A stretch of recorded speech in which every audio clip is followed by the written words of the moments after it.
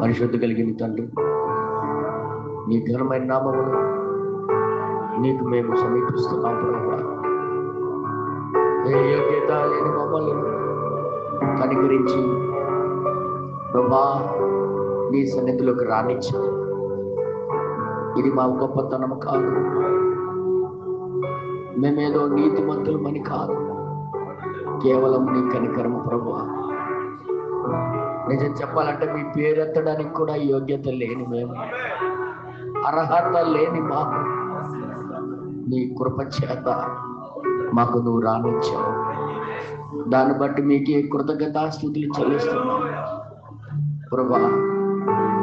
నీ మాట చొప్పున, నీవిచ్చిన నమూనా చొప్పున, నీవిచ్చిన వాక్యము చొప్పున మా జీవితాలు ఉన్నాయా లేదనేది పరీక్షించుకోవడానికి మేము వచ్చాము ప్రభువా. మీరు మాకు సహాయం చేయండి, కృప చేత మాకు మీరు నడిపించమని మీ చేతుల్లో మేము సమర్పించుకుంటున్నాం. మేము గొప్పవారము కాదని ప్రభువా నిజంగా మేము ఎరిగి ఉన్నాము నాయన ప్రభువా.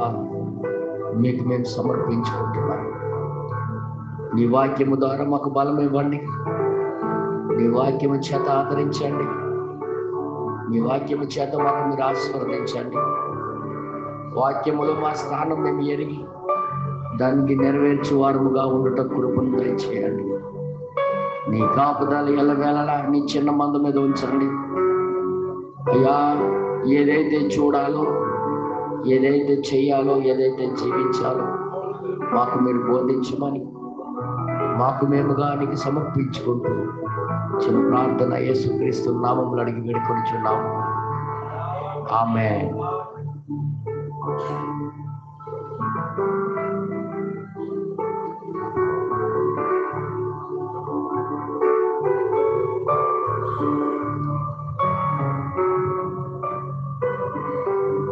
రోమీయులకు రాసిన పత్రిక 6వ అధ్యాయము,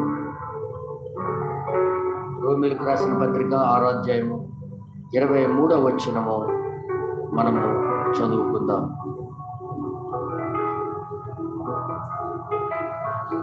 అయినను ఇప్పుడు పాపము నుండి విమోచింపబడి దేవునికి దాసులైనందున పరిశుద్ధత కలుగుటయే మీకు ఫలం, దాని అంతము నిత్య జీవం. ఎలానగా పాపం వలన వచ్చి జీతం మరణం, అయితే దేవుని కృపావరము మన ప్రభు అయిన యేసుక్రీస్తు నందు నిత్య జీవము. ఆమేన్. ప్రార్థన చేసుకుందాం. పరిశుద్ధ కలిగిన తండ్రి, ఈ లేఖనాలు బట్టి మీకు స్తోత్రాలు ప్రభా. ఎన్నో సార్లు మేము చదువుతుంటాం, కానీ దాని భావం మీరు తెరిచినప్పుడు, దాంట్లో ఉన్న జీవము మాకు దొరికినప్పుడు అప్పుడే లాభము దొరుకుతుందయ్యా. అయ్యా, మీ గొర్రెలకు మీరే వచ్చి మీ జీవపు రొట్టెని మీరిచ్చి వడ్డించమని, మాకు మీరే మేపమని, నడిపించమని, మా మంచి కాపరగా మీరే మాకు సంరక్షించమని చిన్న ప్రార్థన యేసుక్రీస్తు నామములో అడిగి వేడుకొనుచున్నాము తండ్రి. ఆమేన్. దయచేసి అందరు కూర్చోవచ్చు. హల్లెలూయా. అందరు సంతోషమేనా?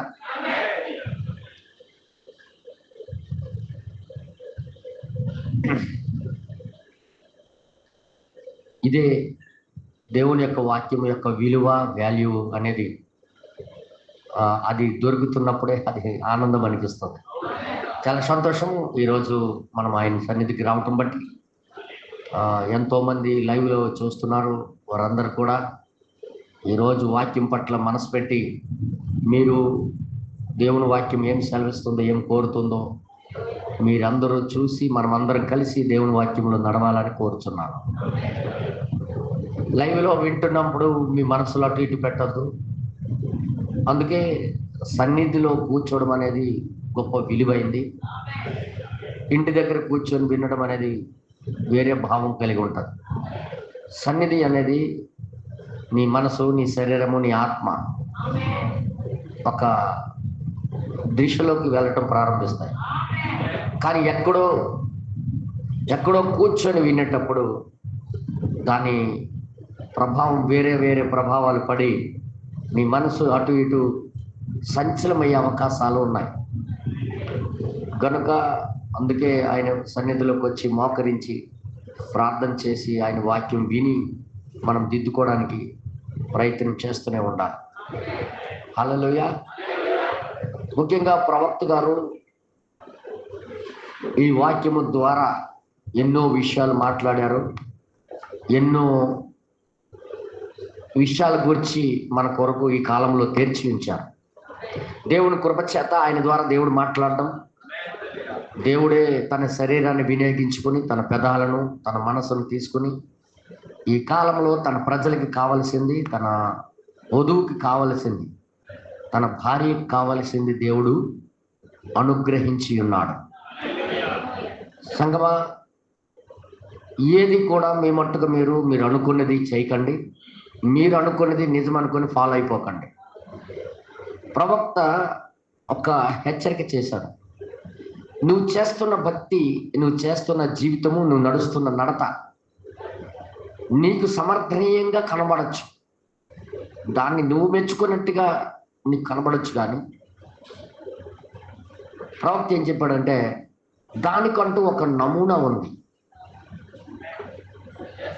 ఆ నమూనా ప్రకారంగా నువ్వు చేయని ఎడల అది నీకు తోచింది అయినట్టుగా అనిపించవచ్చు. నువ్వు చేస్తుంది మంచిగా అనిపించడం అనేది నీకు అనిపించవచ్చు, కానీ దానివల్ల ఏం ప్రయోజనం లేదు. అవన్నీ కూడా పడగొట్టబడతాయి అని చెప్పాడు. పడగొట్టబడతాయి అని చెప్పాడు. నిజం చెప్తున్నాను. మనం చేస్తున్న భక్తి మనకి నిజంగా అనిపించవచ్చు. మనం చేస్తున్న నడత మనకి యథార్థంగా అనిపించవచ్చు. కానీ నమూనా ప్రకారంగా లేకపోతే అది ఎంత పెద్ద కట్టడమైనా పడద్రోయబడుతుంది. గుర్తుపెట్టుకోండి. నమూనా అనేది ఖచ్చితంగా దేవుడు ఇచ్చాడు. నమూనా ప్రకారంగా నేను మరి చెప్తున్నాను. ఒక చిన్న మంద 15 మంది 17 మంది అంటే 30 మంది 40 మంది ఉన్న చిన్న సంఘమే క్రమము పాటించకుండా మనం ఆరాధనలు చేస్తే ప్రయోజనం ఏముండదు. యాక్చువల్గా నేను చెప్తున్నాను, ఈసారి టైం ప్రకారంగా అందరూ రాకపోతే నేను ఇక్కడి నుండి వెంటనే వెళ్ళిపోతాను. మరి ఇక్కడ దేవుని వాక్యం మీద ఆసక్తి లేదని నేను భావించి వెళ్ళిపోతాను. ప్రతి ఒక్కరూ టైం ప్రకారంగా ఫాలో అవ్వండి. టైం ప్రకారంగా మనం ముందుకెళ్దాం.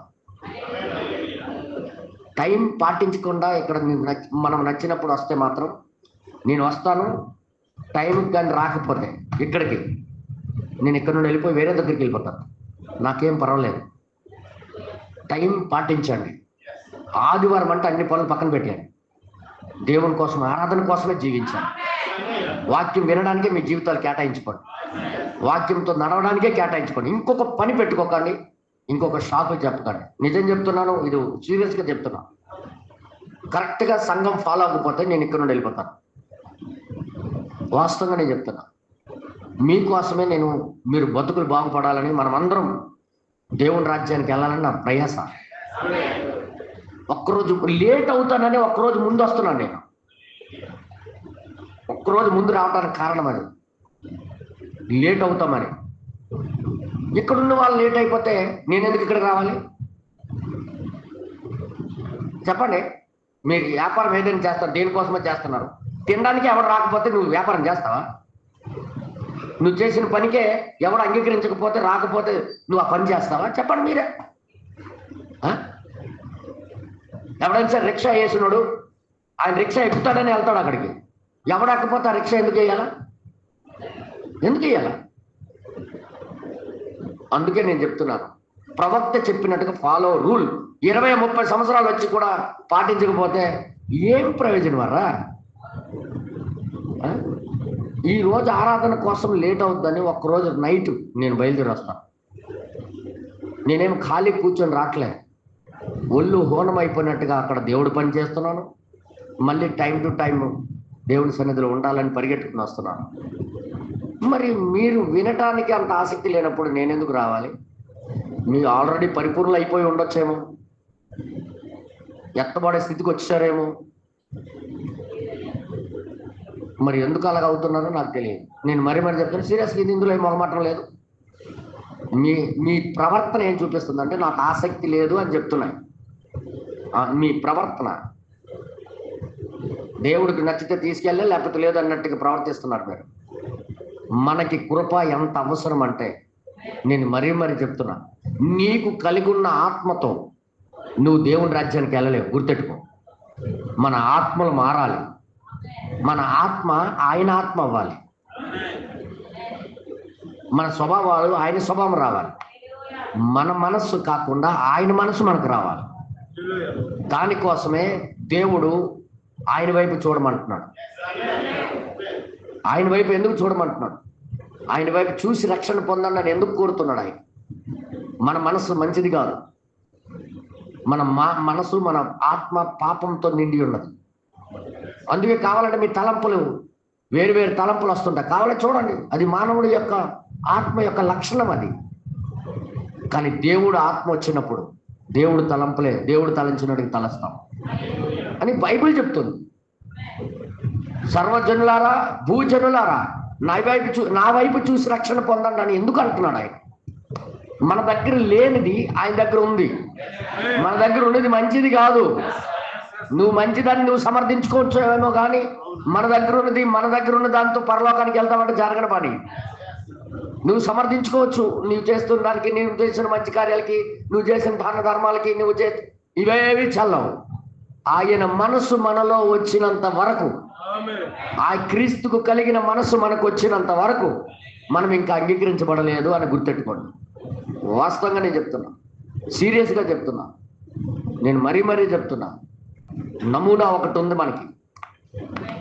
లీ సహోదరుడు గురించి మీరు విన్నారా? లీ సహోదరుడు గురించి పెద్ద బిడ్డ గారు ఏం చెప్పారు గుర్తుందా మీ అందరికి? సహోదరుడు లీ బ్రదర్ బెనాన్ గారి యొక్క ఇచ్చిన బాప్తిసానికి వ్యతిరేకించేవాడు. ప్రభువైన యేసుక్రీస్తు నామంలో బాప్తిసం గురించి ఆయన అంగీకరించేవాడు కాదు, తిరస్కరించేవాడు, అంటే వ్యతిరేకించేవాడు. కానీ బ్రదర్ బెనాన్ గారికి ఆయన మీద ద్వేషం లేదు. ఒకరోజు తెలుసుకుంటాడనే ఉద్దేశంతో వాళ్ళ ఆవిడేమో బ్రదర్ బెనాన్ గారికి చిన్నప్పటి నుంచి వాళ్ళు ఫ్రెండ్స్ అంటే స్నేహితులు, వాళ్ళ ఏరియాలో ఉన్నోళ్ళు. లీ సహోదరుడు యొక్క భార్య బ్రహ్మన్ గారి యొక్క వర్తమానానికి నిజమని తెలుసు ఆమెకి. కానీ భర్త లీ సహోదరుడు దాన్ని అంగీకరించేవాడు కాదు. ఆ లీ సహోదరుడు ఇంటికి ఒకరోజు బ్రహ్మన్ గారు భోజనానికి ఆహ్వానించబడ్డాడు. పిలిచారు వాళ్ళ ఇంటికి. స్నేహంగానే ఉండేవాడు. ఆయన బోధకి ఆయన అంగీకరించట్లేదు కాబట్టి ఆయనకి నేను నమ్మను, ఆయనకి దయ్యం పట్టేసింది, వీడు మంచోడు కాదు ఆయన అనలే. ఆయన పిలవగానే వాళ్ళ ఇంటికి వెళ్ళాడు.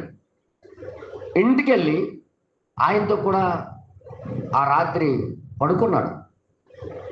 చక్కటి పరుపు ఇచ్చాడు బ్రహ్మన్ గారికి. ఏకలతో తయారు చేసిన పక్షుల ఎంట్రుకలతో తయారు చేసిన పరుపు ఇచ్చారు ఆయన పడుకోవడానికి. ఆ మెత్తదనానికి చక్కగా నిద్ర పట్టింది అంటున్నాడు ప్రవక్త. చక్కగా నిద్ర పట్టింది నాకు, అలాంటి మంచి పరుపు ఇచ్చారు నాకు పడుకోవడానికి. పడుకున్నాడు. ఆయన వెళ్ళిన రాత్రి ఆ లీ సహోదరుడికి ఒక కళ వచ్చింది. ఏంటో కళ తెలుసా? అందుకే నేను చెప్తున్నాను, లీ సహోదరుడి దృష్టిలో ఆయన చేస్తుంది రైట్ అనిపించింది. ఆయన అనుకున్న మార్గం ఆయనకి రైట్ అనిపించింది. ఆయన చేస్తున్న పని ఆయనకి రైట్ అనిపించింది. ఆయన జీవిస్తున్న మార్గం ఆయనకి రైట్ అనిపించింది. కానీ బ్రహ్మన్ గారు వెళ్ళిన ఆ రోజు ఆయనకు ఒక కళ రావటము, ఆ కళ ఆయన జీవితానికి ఒక పెద్ద మలుపు అయిపోయింది. ఆ కళ ఏంటంటే, ఆయన కాంట్రాక్టు పనులు చేస్తుంటాడు. ఇల్లులు లీజ్ తీసుకొని ఇల్లులు కట్టి ఎవరైతే కట్టమంటారో వాళ్ళకి అప్పచెప్తుంటాడు, కట్టేసి పూర్తి చేసి. అక్కడ ఇంజనీరు ఏదైతే బ్లూ ప్రింట్ ఇస్తాడో ఆ బ్లూ ప్రింట్ ప్రకారంగా కట్టి అప్పచెప్తుంటాడు ఆయన. ఆ కళలో ఆయనకి ఏం జరిగిందంటే, ఒకరోజు ఒక అతని ఇల్లు కడుతున్నట్టుగా ఆ కట్టేటప్పుడు అతను ఆ కట్టేవాడు కట్టించాడు. కట్టించిన తర్వాత ఒక మేస్త్రికి అప్పచెప్పాడు. అది కట్టేసి ఇలా కూర్చో అనుకోండి. ఆ మేస్త్రి ఏం చేశాడంటే, కిటికీలు ఎక్కడ పెట్టాలో ఆ బ్లూ ప్రింట్లో కిటికీలు ఎటువైపు ఉండాలో అటువైపు పెట్టి కట్టించాడు ఇల్లు. ఈయన వెళ్ళాడు, కాంట్రాక్టు లీ సహోదరుడు వెళ్ళాడు. ఆ కళ్ళలో వెళ్ళి చూడగానే ఆ ఇంటికి, ఏంటి కిటికీలు ఇటు పక్క పెట్టావేంటి, నువ్వు ఇలా పెట్టావేంటి, ఇలా చేసావేంటి అనుకొని ఆ మేస్త్రికి గద్దించి ఆ కిటికీలు తొలగించి ఈయన అనుకునే పక్క పెట్టించాడు. ఈయన అనుకునే వైపు పెట్టించాడు. ఆ కిటికీలు పడగొట్టేసి తీసేసి తీరమోసి వాండర్ వచ్చాడు. ఎవరైతే అప్పచెప్పాడో ఇల్లు కట్టమని, ఎవరైతే డబ్బు ఇచ్చాడో అతను వచ్చాడు. ఇదేంటిది, బ్లూ ప్రింట్ చూస్తే కిటికీలు ఇటు పక్క లేదు కదా, నువ్వెందుకు ఇటు పక్క పెట్టావు అని అడిగాడు ఆయన. బ్లూ ప్రింట్లో ఏ విధంగా ఉందో, బ్లూ ప్రింట్లో ఏ విధంగా అది మనకి ఇచ్చాడో ఆ విధంగా నువ్వు పెట్టుకున్నా, ఇటు పక్క ఎందుకు పెట్టావు, నాకు నచ్చలే, పడగొట్టు అన్నాడు. టక్కర మెలకు వచ్చి లేచిపోయి బ్రహ్మన్ గారితో చెప్తున్నాడు, బ్రహ్మన్ నాకు ఒక కళ వచ్చింది, ఈ కళభావం ఏంటో నాకు అర్థం అవట్లేదు అని అన్నాడు. ఆ భావం నాకేం అర్థం అవట్లేదు. ఆ ఇల్లు ఆ వాండర్ రాగానే బ్లూ ప్రింట్ ద్వారా చూసి, ఇది బ్లూ ప్రింట్లో లేనట్టుగా నువ్వు పెట్టావు కాబట్టి దానికి పడగొట్టమంటున్నాడు, ఏంటి విషయం అని అడిగాడు ఆయన. బ్రదర్, అదే నీతో సమస్య, అదే నీ దగ్గర ఉన్నది అన్నాడు ఆయన. నువ్వు చేస్తుంది, నువ్వు అనుకున్నది నువ్వు చేసుకుంటూ వెళ్ళిపోతున్నావు. నీకు అది రైట్ అనిపిస్తుంది, మంచిగా అనిపిస్తుంది, కానీ దేవుడి దగ్గర ఒక బ్లూ ప్రింట్ ఉందని గుర్తెట్టుకో. అదే తన వాక్యం, తన వర్తమానం. మన భక్తి, మనం చేస్తున్నది, మన కార్యాలు, మన జీవితాలు దేనితోనో పోల్చుకొని మనకు నచ్చినట్టుగా అది అమర్చుకొని ఫిట్ చేసుకోవడం కాదు. మనకు అనుగుణంగా మనము వాక్యానికి ఫిట్ చేసుకొని ఉంచుకోవడం కాదు. కానీ బ్లూ ప్రింట్లో ఏ విధంగా ఉందో ఆ విధంగానే దేవుడు అంగీకరిస్తాడు. ఆయన నిజమైన ఓనర్,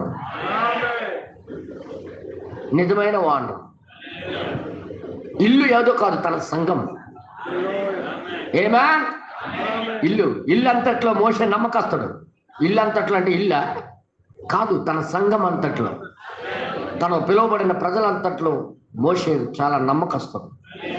ఒక గృహ నిర్వాహకుడు ఏం చేయాలంటే బ్లూ ప్రింట్ ఇచ్చినట్టుగా ఖచ్చితంగా అది చేయవలసింది. మనము ప్రవక్త వర్తమానం మనకి ఇచ్చాడు దేవుడు. వధువుకి కావలసిన ఎత్తబాటు యొక్క వర్తమానం ఇచ్చాడు. ఎత్తబడాలంటే దాని రూల్స్లోకి మనం రావాలి. ఏ కారణం అయితే ఉండొచ్చు, ఎన్నో కారణాలు ఉండొచ్చు, కానీ వర్తమానం చెప్పినట్టుగా మనం మలచబడాలే కానీ వర్తమానానికి మనకు అనుగుణంగా మార్చుకోకూడదు. ఇది దేవుడు కోరుకున్నది. మన జీవితాలు దీంతో కట్టుకోవడానికి చూడాలా. మనకి బ్లూ ప్రింట్ చేతిలో పెట్టేశాడు బ్రదర్, బ్లూ ప్రింట్ చేతిలో పెట్టేశాడు. ఇవన్నీ కూడా వర్తమానంలోనే ఉన్నాయి. ఆ లీ సహోదరుడు తనకి ఏదైతే మంచిది అనిపించిందో అటు పక్క పెట్టించాడు. ఆ కిటికీలు చెల్లిందా? చెల్లుతుందా? మరి ఈరోజు మనం చేస్తున్న భక్తి, మన దగ్గర బ్లూ ప్రింట్ ఉంది కదా. కారణాలు ఉండొచ్చు. ఈరోజు నీళ్ళు రాకపోవడం, ఈరోజే ట్యాప్ రాకపోవడం, ఏడు బెదరం వారం రోజులు బట్టి నీళ్ళు సొక్కలేదు బెదరం. ఈ రోజే వచ్చింది. ఆదివారం కన్నా ఆరాధన కన్నా గొప్పది కాదు ఆ నీళ్ళు. నేనేం చెప్తున్నా అంటున్నారు చాలా మంది, క్రీస్తు కోసం నష్టపరుచుకుంటానని బయలుదేరి నువ్వు నీళ్ళకి నష్టపరుచుకోలేకపోతున్నావు. నువ్వు నీరు ఏమి ఇక్కడ నుండి వెళ్తే మనకి నీళ్ళు కొనుక్కోలేమా? నీళ్ళు దొరకవా?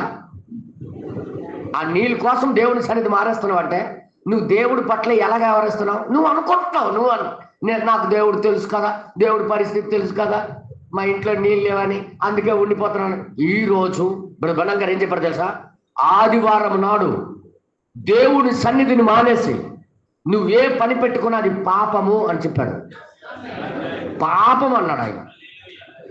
ఆయన సన్నిధిని మానేసి నువ్వే పని చేసినా అది పాపము అని ప్రవక్త వర్తమానం ఈ బ్లూ ప్రింట్ చెప్పిన తర్వాత దానికి ఇంక షాకులు లేవు. ఇంకేమనంటే మొదటి మాటలు వర్తమానం అల్లా అక్కడ ఎలా చెప్పాడు తెలుసా? మరి ఇదేడే చెప్పాడు. ఇది చెప్పడం కాదా? అందుకే నేను చెప్తున్నాను, లీ సహోదరుడిలాగా మారొద్దు సంఘం అని మనకు ఒక వర్తమానమే బోధించాడు. లీ సహోదరులాగా మీకు అనుగుణంగా కిటికీలు బిగించవద్దు, మనకు అనుగుణంగా కిటికీలు ఏర్పాటు చేసుకోవద్దు, మనకు అనుగుణంగా మనం మార్చుకోవద్దు. ఏదైతే బ్లూ ప్రింట్ ఇచ్చాడో ఆ బ్లూ ప్రింట్ ప్రకారంగా మనం కట్టబడితే చాలు, మనం ఖచ్చితంగా ఎత్తబడతాం. నేను చెప్తున్నా, మన బ్లూ ప్రింట్ వర్తమానమై ఉన్నది, మన బ్లూ ప్రింట్ దేవుని వాక్యమై ఉన్నది. దీని ప్రకారంగా మన జీవితాలు మలుచుకోవడం చాలా చాలా చాలా అవసరం.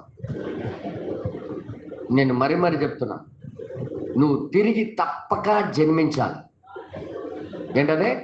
నువ్వు తిరిగి ఎందుకు తప్పక జన్మించాలి? నువ్వు జన్మించిన జన్మ మంచిది కాదు. నువ్వు పాపము ద్వారా జన్మించావు. యోబు రాసిన గ్రంథంలో లేదా? ప్రతి మానవుడు పాపియే. స్త్రీ కడుపులో పుట్టిన ప్రతి నరుడు పాపియే. దావీదు భక్తుడు ఏమంటాడు? నేను పాపము ద్వారా నా తల్లి గర్భంలో పడి ఉన్నాను, నేను పాపము ద్వారానే జన్మించాను, పాపముగానే పెరిగాను, కానీ నా మట్టుగా నేను రక్షించుకోలేను. అందుకు ఆయనకు అర్థమైంది మనిషి ఎందుకు తిరిగి జన్మించాలంటే మనిషి యొక్క ఆత్మ సమర్థించుకునే ఆత్మ, మనిషి యొక్క ఆత్మ అన్నీ సరిదిద్దుకునే ఆత్మ, ఏం పర్వాలేదులే ఆత్మ. అసలు మనిషి ఆత్మయే పాపంతో నిండి ఉన్నది. ఆత్మ చెడిపోయింది, ప్రాణం చెడిపోయింది, మనిషే చెడు పురుగులు అంటాడు. కాబట్టి మనము ఒక బ్లూ ప్రింట్ ప్రకారంగా కట్టబడాలని దేవుడు కోరిక. అందుకే ఈ వర్తమానం పంపించి ఉన్నాడు. ఈ మాటలని నువ్వు తిరిగి తప్పక జన్మించాలని వర్తమానంలో చెప్పాడు. కావాలంటే పారాగ్రాఫ్తో సహా మీకు చూపిస్తాను. 39వ పారా నుండి చెప్పాడు దాని విషయాలు. కావాలంటే నువ్వు తిరిగి తప్పక జన్మించాలని వర్తమానంలో 39, 40, ఒక్కొక్క పారాగ్రాఫ్ చదివితే మనం ఎందుకు తిరిగి జన్మించాలో, ఎందుకు కట్టబడాలో, మరలా ఇల్లుని పడగొట్టేశాడు. పడగొట్టి మరలా కట్టాడు. ఎంత నష్టం! నష్టమవుద్దు మరి. తిరిగి కట్టుకోవడం అనేది నష్టం కాదా? మనం అనుగుణంగా కట్టుకుని వెళ్ళిపోతే, బ్లూ ప్రింట్ వేరేలాగా ఉంటే అది పడగొట్టినప్పుడు నష్టమే, కాంట్రాక్ట్కి నష్టమే. కానీ బ్లూ ప్రింట్ ప్రకారంగా ఉంటే నిలబడుతుంది. ఇల్లు నష్టమైనా నిలబడుతుంది. అది దేవుడు కోరుకున్నది. హల్లెలూయా. చూడు 39వ పేర మీరు చదివినట్లయితే, తిరిగి నువ్వు తప్పక జన్మించాలని. తీసారా? ఓకే. ఒక కాంట్రాక్టర్ ఒక భవనమును కట్టినప్పటి వలె అతడు బ్లూ ప్రింట్ ను చేయవలసిన పనికి సంబంధించిన సవివర పథకము అవగాహన చేసుకొని, ముందు బ్లూ ప్రింట్ ని అవగాహన చేసుకోవాలి. చూడండి, అలా అవగాహన చేసుకొనని ఎడల, ఒకవేళ అవగాహన చేసుకోకపోతే ఆ బ్లూ ప్రింట్ ని దానిని చదివే వరకు, దాన్ని చదివినంత వరకు అక్కడ భవనమును కట్ట ప్రయత్నించనవసరము లేదు. ఏ భవనం గురించి మాట్లాడుతున్నాడు ఈయన? ఏదో ఇటుకలతో ఇల్లు గురించి కాదు. తన యొక్క సంఘం, ఆయన భవనం, ఆయన నివసించే భవనం. బ్లూ ప్రింట్ ఒకటి ఉంటుంది, దాన్ని కట్టే పద్ధతి, నిర్మించబడిన పద్ధతి, దానికి రూల్స్ ఉంటాయి. తర్వాత ఇక్కడ ఏమంటాడంటే, మరియు అతడు బ్లూ ప్రింట్ ను అవగాహన చేసుకొనిన ఎడల, ఒకవేళ బ్లూ ప్రింటే అర్థం చేసుకున్నట్లయితే, అప్పుడు అతడు ఆ భవనమును ఎలా కట్టవలెనో ఎరుగును. అవగాహన ముందు అవ్వాలా? ఈ రోజు వర్తమానం యొక్క అవగాహన లేదు చాలా మందికి. వాక్యం అంటే అవగాహన లేదు. ముందు అర్థం అవట్లేదు ఈ వర్తమానం ఏంటో అనేది, ఈ వాక్యం ఏంటో అనేది ముందు అవగాహన లేకపోవడమే. వాళ్ళు నచ్చినట్టుగా, వాళ్ళకి మనసుకి నచ్చినట్టుగా నిర్మించుకుంటున్నారు. కానీ తర్వాత ఇక్కడ ఏమంటాడంటే, ఆ విధముగానే ఉన్నది దేవుని రాజ్యమును ఆ నిర్మాణము గూర్చి ఆ విధముగానే చేయవలసి ఉన్నది. అందుకే ఆయన సన్నిధికి మనం రావాలి. ఆయన సన్నిధి మనకు అవసరం. లేకపోతే నీకు కరెక్ట్. ఒక మనిషికి తన మార్గం తనకి యథార్థంగా అనిపించవచ్చు, తుదుకు అది మరణానికి నడిపిస్తుంది. కానీ బ్లూ ప్రింట్ ఇచ్చినట్టుగా కడితే అది శాశ్వతంగా నిలబడుతుంది. దేవుని యొక్క బాధ మనసు అంటే అర్థమవుతుందా మీ అందరికీ? అంటే మన భక్తి మనం చేస్తున్నట్టుగా మనం ప్రవర్తించకూడదు, మనకు నచ్చినట్టుగా మనం ప్రవర్తించకూడదు. ముందు బ్లూ ప్రింట్ అయినట్టుగా, బ్లూ ప్రింట్ చదివి అవగాహన చేసుకుని దాని ప్రకారం కట్టబడడానికి మనం చూడాలి. నేను చెప్పలేదు బ్రదర్, మనకి వర్తమానం బ్లూ ప్రింట్ చెప్తుంది అది. తర్వాత ఇక్కడ ఏమంటాడు చూడండి, నీవు ఆ బ్లూ ప్రింట్ అవగాహన చేసుకొనుటకు, నువ్వు బ్లూ ప్రింట్ అవగాహన చేసుకోవడానికి దానిని కలిగి ఉన్నావు. మన దగ్గర ఉంది. ఆమేన్. మన దగ్గర ఉన్న అవగాహన చేసుకోవడానికి అవకాశాలు ఇచ్చాడు దేవుడు. తర్వాత ఇక్కడ ఏమంటాడంటే, నీవు తిరిగి జన్మించు వరకు, నువ్వు తిరిగి జన్మించినంత వరకు ఆ బ్లూ ప్రింట్ ను గూర్చి ఎరుగవు. అది తిరిగి జన్మించినంత వరకు ఈ బ్లూ ప్రింట్ నీకు అర్థం కాదు. తిరిగి జన్మిస్తే ఎందుకు రమ్మన్నాడో, ఎందుకు టైం ప్రకారంగా రమ్మన్నాడో, ఎందుకు టైం పాటించమన్నాడో, ఎందుకు దేవుని సన్నిధికి రావాలన్నాడో అర్థమవుతుంది. జన్మించకపోతే అర్థం కాదు. కొలాయి వచ్చినా ఆపేస్తుంది నీకు. అరే పెద్ద పెద్ద శోధనలు రాబోతున్నాయి, ఇప్పుడు కొలాయి నీళ్ళు ఆపేస్తున్నాయి నీకు. ఎత్తబడాలంటే పెద్ద శోధనలు వస్తున్నాయి, ఎత్తబడక మునుపు. అలాంటప్పుడు దాన్నే జయించాలంటే కొలాయి నీళ్ళు వచ్చి ఆపేస్తుంటే నువ్వు పెద్ద శోధనకి నువ్వు జయిస్తావని ఏం రుజువు అన్న? బ్రహ్మణం గారు చెప్పారు, కొద్ది దాంట్లో నమ్మకం లేకపోతే ఎక్కువ దాంట్లో నువ్వు ఎలా నమ్మకం ఉంటావు? నువ్వు నాకు చెప్పు సమాధానం. బైబిల్ చెప్పలే? ఈ చిన్న టెస్ట్లకే నువ్వు జయించకపోతే, చిన్న పరీక్షలకే నువ్వు జయించకపోతే పెద్ద పరీక్షలు నువ్వు ఎలా జయిస్తావన్నా? చాలా మంది అంటుంటారు, ఏదైనా వదిలేస్తాను దేవుడి కోసం. నీళ్ళు వదలలేకపోతున్నావు కదా వచ్చిన బాధ. ఎవరినైనా వదిలేస్తాను, భార్యనైనా పిల్లలైనా అన్నదమ్ములైనా అక్కుతారు, వచ్చే నీళ్లు వదిలేసి పెట్టలేకపోతున్నాను. నీళ్లు మా వాటా నీళ్ళు పోతా నేను ఆగిపోతున్నావు. ఆదివారం కూడా పరిశీలించుకోవాలి. తర్వాత ఇక్కడ ఏమంటాడు చూడండి ఒకసారి. మరియు మరియు నీవు తిరిగి జన్మించినప్పుడు నువ్వు తిరిగి జన్మించినప్పుడు మరియు ఆ అప్పుడు ఆ బ్లూ ప్రింట్ ను తిరస్కరించిన ఎడల ఒకవేళ బ్లూ ప్రింట్ గాని తిరస్కరిస్తే ఏమి జరుగును? ఏం జరుగుతుంది? ఈ మధ్యలో ఒక ప్రియమొక చిన్న బాలిక ఆ మేము యవ్వనులుగా ఉన్నప్పుడు యవ్వనులుగా ఉండేటప్పుడు ఆమె తల్లితో వెళ్ళేవాడును. అవును. ఆమె సుందరమైన అందమైన స్త్రీ. అవును. ఆమె పేరు ఇప్పుడు సహోదరి. ఆమె పేరు పెళ్లి కాక మునుపు లీ. నేను మిల్టౌన్ బాప్టిస్ట్ సంఘ పాదిరిగా ఉన్నప్పుడు అవునండి వారు యునైటెడ్ బ్రదరన్ సంఘానికి చెందిరి. అవును. అయితే వారు నిజంగానే నేనంటే చాలా ఇష్టపడిరి. అవును. మరి నేను ఆమెతో వెళ్ళేవాడు. ఇక్కడ రైట్ సహోదరుని ఇంటి వెనుక వారు నివసిస్తున్నారు. నేను వారి ఇంటికి వెళ్తూ ఉండేవాడట. ఆ చిన్న బాలిక చాలా ప్రియమైన చిన్న బాలిక. ఆమె నాకు ఒక చిన్న బాల్య స్నేహితురాలు. అవును. సహోదరుడు లీ ఒక చక్కని మనిషి, సంఘమునకు విధేయుడు, యునైటెడ్ బ్రదరన్ సంఘ భావన గలవాడు. యునైటెడ్ బ్రదర్స్ అనే సంఘానికి చెందినవాడు. బ్రదరన్ సంఘానికి మంచోడే. ఒక రాత్రి అతడు తనతో ఇంటికి రావలసినదిగా ఆహ్వానించాడు బ్రదరం గారికి. రాత్రంతా ఉంటిమి. అబ్బో నేను అన్నాను సహోదర మ్యారియన్, నేను దానికి సంతోషించుచున్నాను. కావున ఆరాధన అయిన తరువాత అవునండి ఆ బాలిక మరియు నేను కారులో వెళ్ళిపోయారట ఇంటికి. వెళ్ళిపోయి ఏం చేశారు? నేను 12 ద్వారములు తెరవవలసి వచ్చినదని అనుకుంటున్నాను. ఎంత పెద్ద ఇల్లు ఉందో! కొండ చుట్టూ వెళ్ళుచు ఆ పెద్ద పాత ఇంటికి వెళ్ళుటకు మంచిది.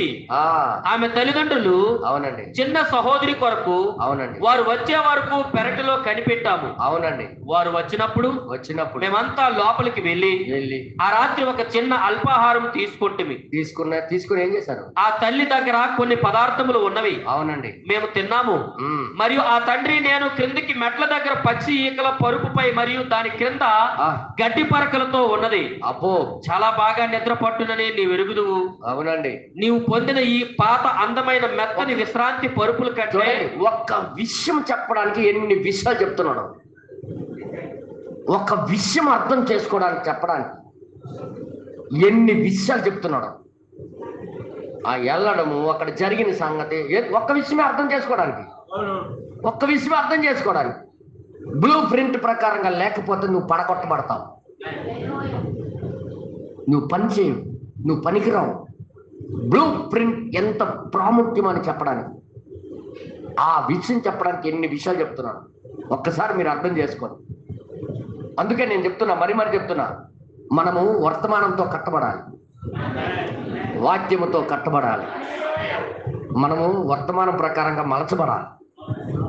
అదే మన బ్లూ ప్రింట్ మనం కలిగి ఉన్నాం. మరి దేవుడు ఈ కాలంలో మన చేతిలో పెట్టాడు. అది ఇదిగో దీని ప్రకారం నువ్వు కట్టబడాలి, దీని ప్రకారంగా నేను నిర్మించుకో, నీకు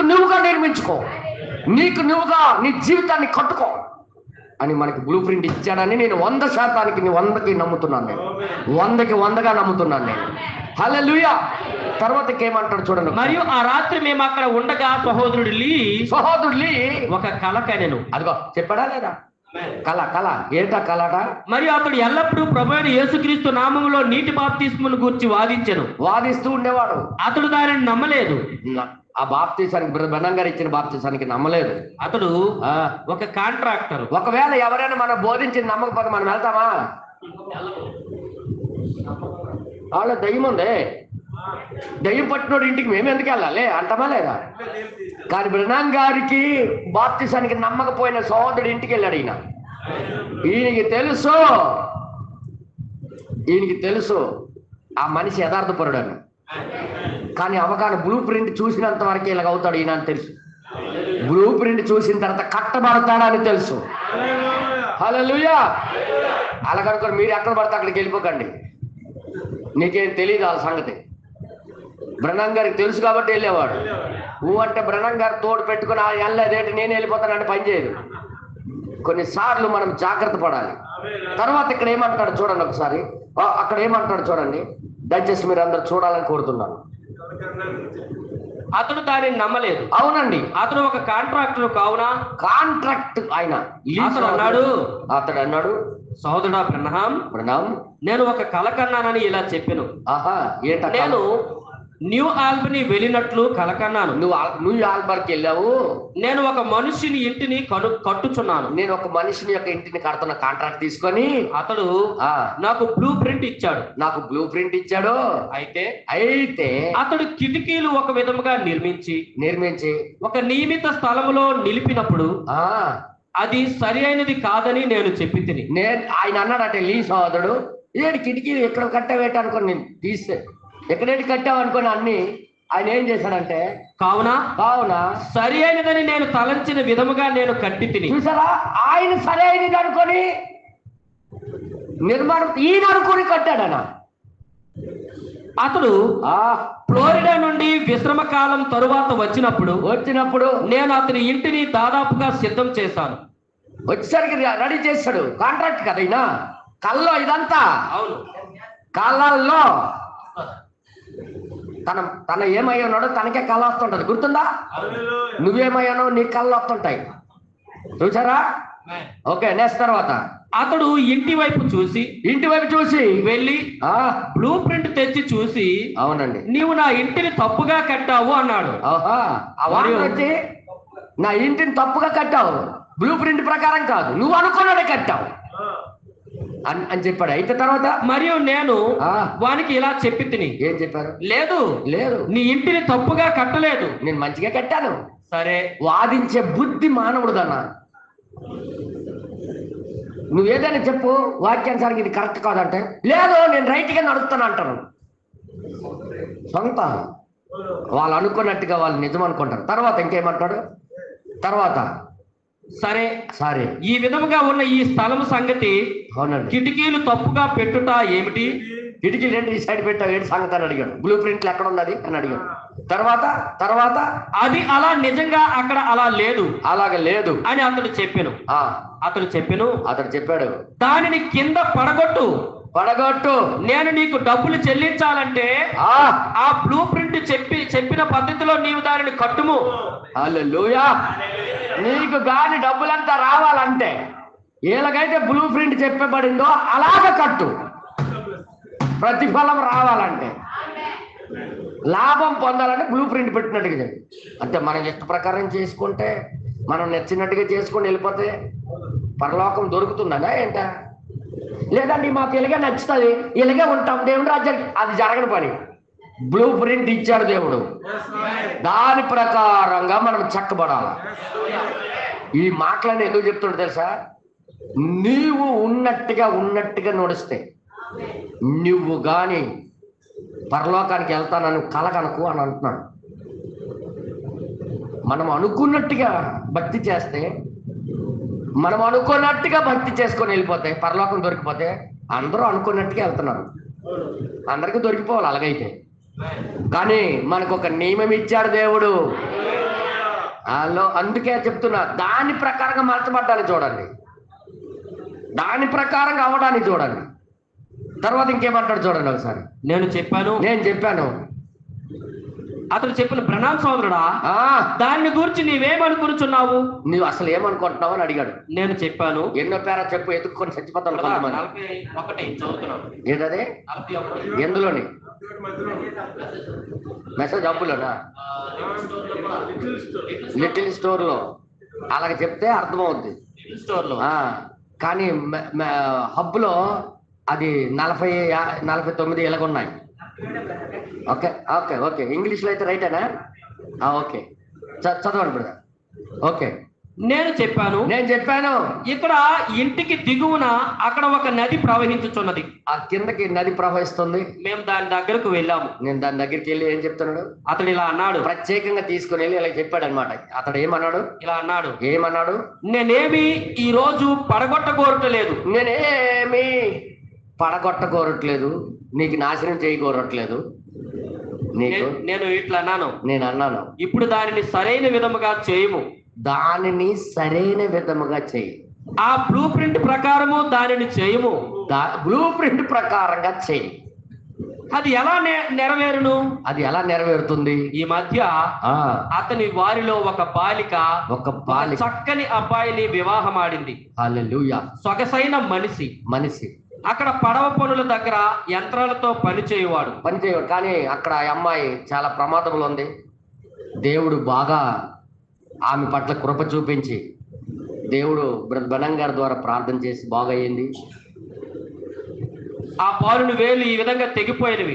ఏలు తెగిపోయింది. అతనికి నాజూకైన మనిషి, మంచోడు. వారికి ప్రేమ గల కుటుంబము, 3 చిన్న బాలికలు ఉన్నారు. వారిలో ఒకరు అందరూ క్రైస్తవులే. 3 కలిసి పాడుదురు.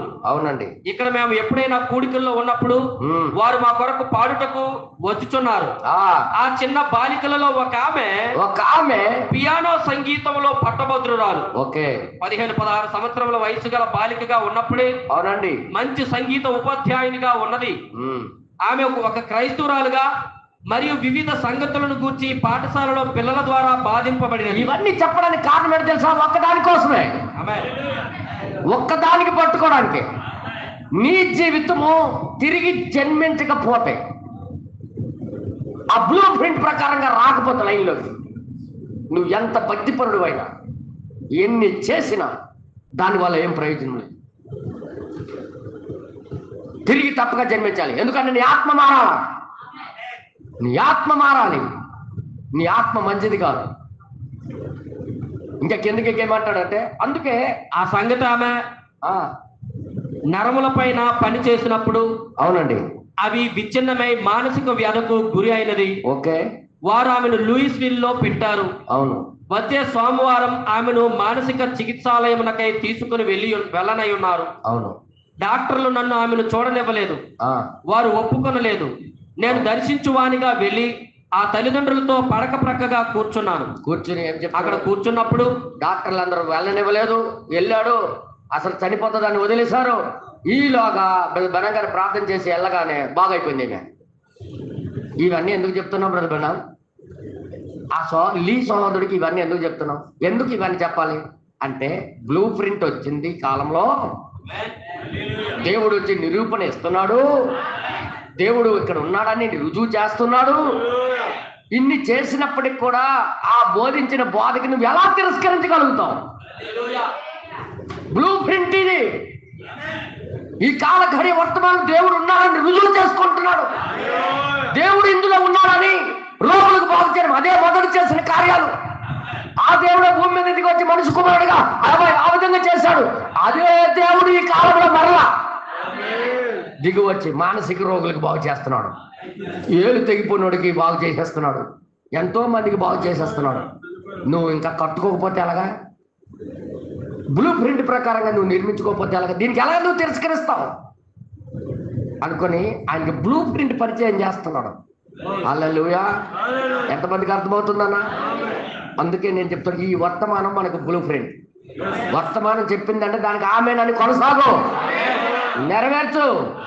నీకు కష్టమున్నాయి, బాధ ఉన్నాయి, అది ఏ విధముగా నష్టపోయినా పర్వాలేదు, కానీ దీనికి నెరవేర్చవలసిన బద్దులమై ఉన్నాం మనం. దీనికి జరిగించవలసిన బాధ్యత మన మీద పెట్టాడు. నిజంగా పరలోక రాజ్యం దొరకాలంటే నువ్వు ఎక్కడికి వెళ్ళక్కర్లేదు, ఏదో చేయక్కర్లేదు, కొండలు ఎక్కక్కర్లేదు.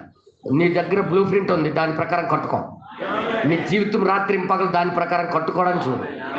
అది చాలు. నీ దేహం మార్పు చెంది ఇక్కడ నుండి వెళ్తుంది. హల్లెలూయా. అక్కడ మొత్తం చెప్పిన తర్వాత ఏం జరిగిందో తెలుసా? కిందకి 40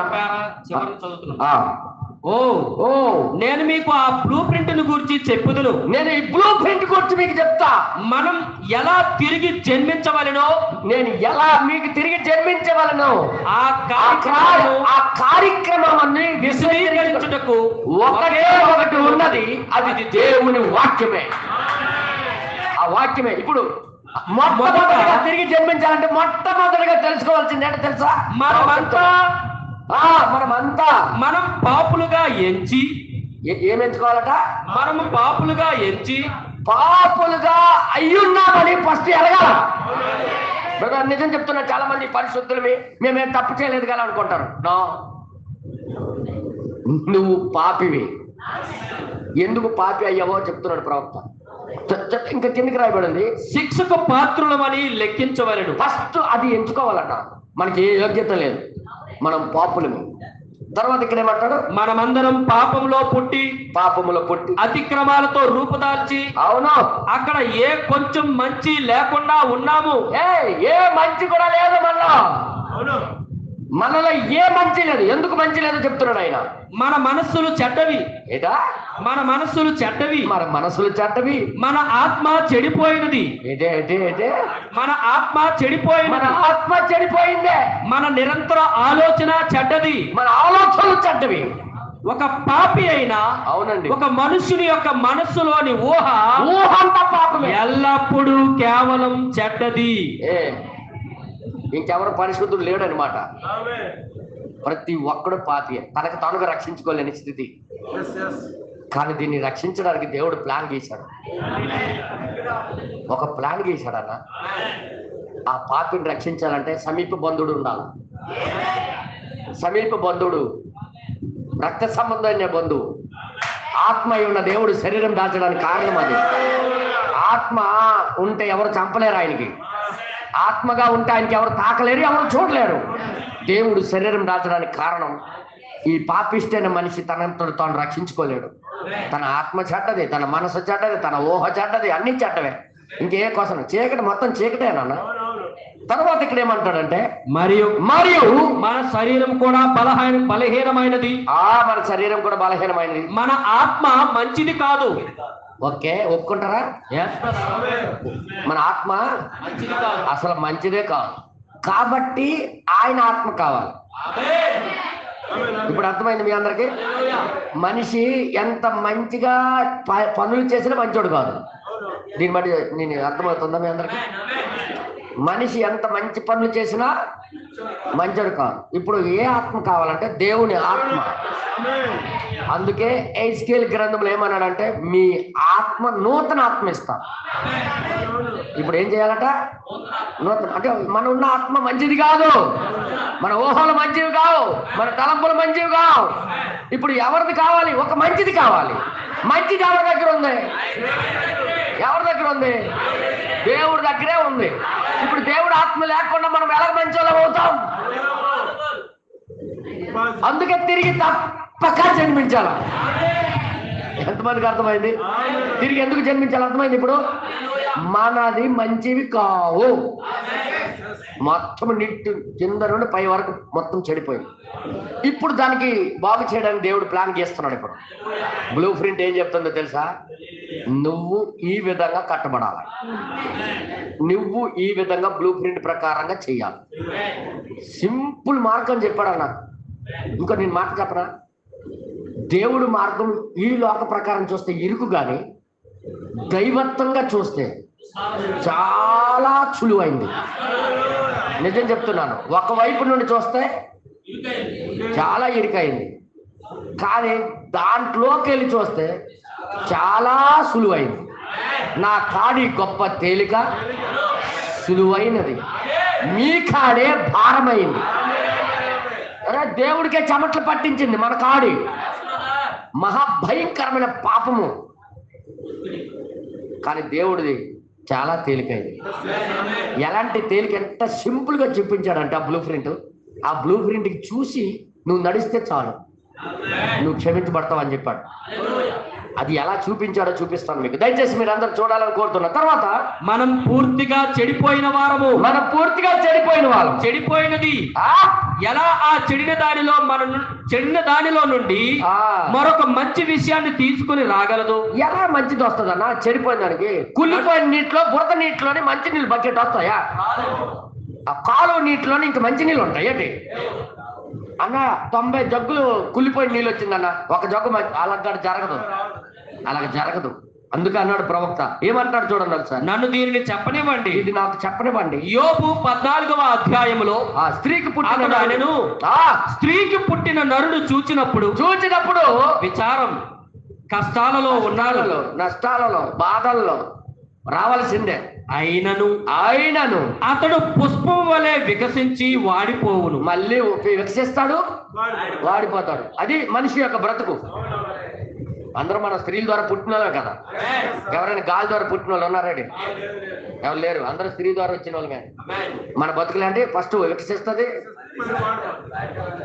అందుకే మా తమ్ముడికి అంటుంటాను, తమ్ముడు 6 నెలలు గొప్ప ఎడ్సిస్తుంటాం ఒక్కోసారి లాభాలతో, 6 నెలల తర్వాత కష్టాలు బాధపడిపోకు, మన బ్రతుకులే అలాంటివి.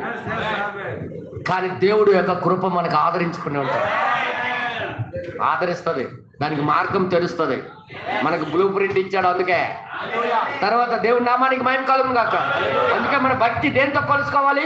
మనకిచ్చిన బ్లూ ప్రింట్ తో. మన జీవితాలు దేంతో కొలుసుకోవాలి? మనం ఏం చేస్తున్నా దాంతో కొలుసుకోవాలి. తర్వాత మరి చెప్తున్నా, దయచేసి మీరు చూడాలి. ప్రవక్త ఇంకా మాట్లాడుచు ఇలా అనెను, మాట్లాడుచు ఇలాగన్నాడు, అపవిత్రమైన దాని నుండి పరిశుభ్రమైన దానిని ఎవరు తేగలరు? ఎవరు తేగలరన్నా? ఒక్కటి లేదు. నీవు బావిలో ఒక బకెట్ వేసి లాగితివి, ఒక బకెట్ వేసి లాగితే అది నిలువ ఉండి వాసన కొట్టును. కంపు నిలువ నీళ్ళు వచ్చింది అనుకో, బకెట్ నీళ్లు, నీవు దానిలోనికి చూచినా అది బురద. చిన్న క్రిములు ఆ నీటిలో ఉన్నవి, క్రిములు బోల్డ్ ఉన్నాయి. నీ బకెట్ మరలా బావిలో వేసి మళ్ళీ బకెట్ బావిలో వేస్తే శుభ్రమైన బకెట్ లాగుటకు అక్కడ ఏ మార్గము లేదు. మంచి నీళ్లు తీయడానికి అక్కడ ఏ మార్గము లేదు. అంటే దీన్ని బట్టి చూస్తే మనిషి జీవితంలో లోపల లాగినా ఇంకొక బకెట్ లాగినా మంచి ఏమి లేదు, అంతా కంపే, ఆలోచనల కంపు, దరిద్రం, ఆత్మ కంపు, ఆత్మ చెడిపోయింది, ప్రాణము చెడిపోయింది, అంతా దరిద్రమే. కాబట్టి నీవు తిరిగి తప్పక జన్మించాలి, అది దేవుడు కోరుతున్నాడు. హల్లెలూయా. తర్వాత ఇక్కడ ఏమంటాడు చూడండి ఒకసారి, మొత్తం ప్రపంచమంతా మలినమైనది. మొత్తం ప్రపంచమంతా మలినమైపోయింది. మరియు మొత్తం ప్రాణము, మనస్సు, మనుష్య శరీరం అంతా పాపంతో కలుషితమైనది. శారీరకంగా పాపంలో పుట్టి అక్రమాలతో రూపులు దాల్చి మరియు అబద్ధాలు ఆడుచు ఈ లోకములోనికి వచ్చాము. అందుకే అబద్ధాలు ఆడడానికి ఎవరు నేర్పించక్కర్లే. పిల్లలు ఇలాగ అబద్ధమాడు అని చెప్పక్కర్లే, ఆడే అది కావాలని చూడు. ఎవడైనా మా పిల్లలని పగల కొట్టేస్తారు, నేను కాదు చెల్లి పగలొట్టింది అంట. ఎవడు నేర్పించాడు అలా కనమని? పుట్టిందే అలాగెళ్ళి వచ్చాడు. అబద్ధాలు ఆడుతూ వచ్చాం. అందరు చెప్పండారా? అబద్ధాలు ఆడుతూ వచ్చాం, అబద్ధాలు ఆడుతూ పెరిగాము. ఎవరు నేర్పించక్కర్లే పాపానికి. కానీ ఇక్కడ ఏమంటారు చూడండి, మంచిది ఏమీ లేదు, ఒకడు మరొకరిని రక్షించలేడు. అందుకే ఎవరు రక్షించలేరు. ఎందుకనగా అందుకే పోపులు గట్రా రక్షించలేరు, బిషప్లు ఎవరు రక్షించలేరు, పాస్టర్ మీకు రక్షించలేడు. కాబట్టి రక్షించేవాడు ఒక్కడే, ఆయనే ప్రభు అయిన యేసు క్రీస్తు. ఆయన వైపు చూడాలి, ఆయన ఇచ్చిన బ్లూ ప్రింట్ పట్టుకోవాలి. ఇప్పుడు ఆయన ఇచ్చిన బ్లూ ప్రింటే మనకు అవసరం. ఇప్పుడు దేవుడు నామానికి మహిమ కలుగును గాక. మనలో ఏ మంచి లేదని అర్థమవుతుందా? అందుకే మనము నమూనా ప్రకారంగా కట్టుకొని వెళ్ళిపోకండి. మన నమూనా ప్రకారంగా ముందుకు సాగిపోవడం కాదు, మనకు ఒక నమూనా ఇచ్చాడు. ఇదంతా బ్లూ ప్రింట్ కోసమే మాట్లాడుతున్నాడు. ఇదంతా ఇంకా కిందకి ఏమంటాడు తెలుసా? ఎందుకంటే అదంతా తప్పు, మొత్తం తప్పు.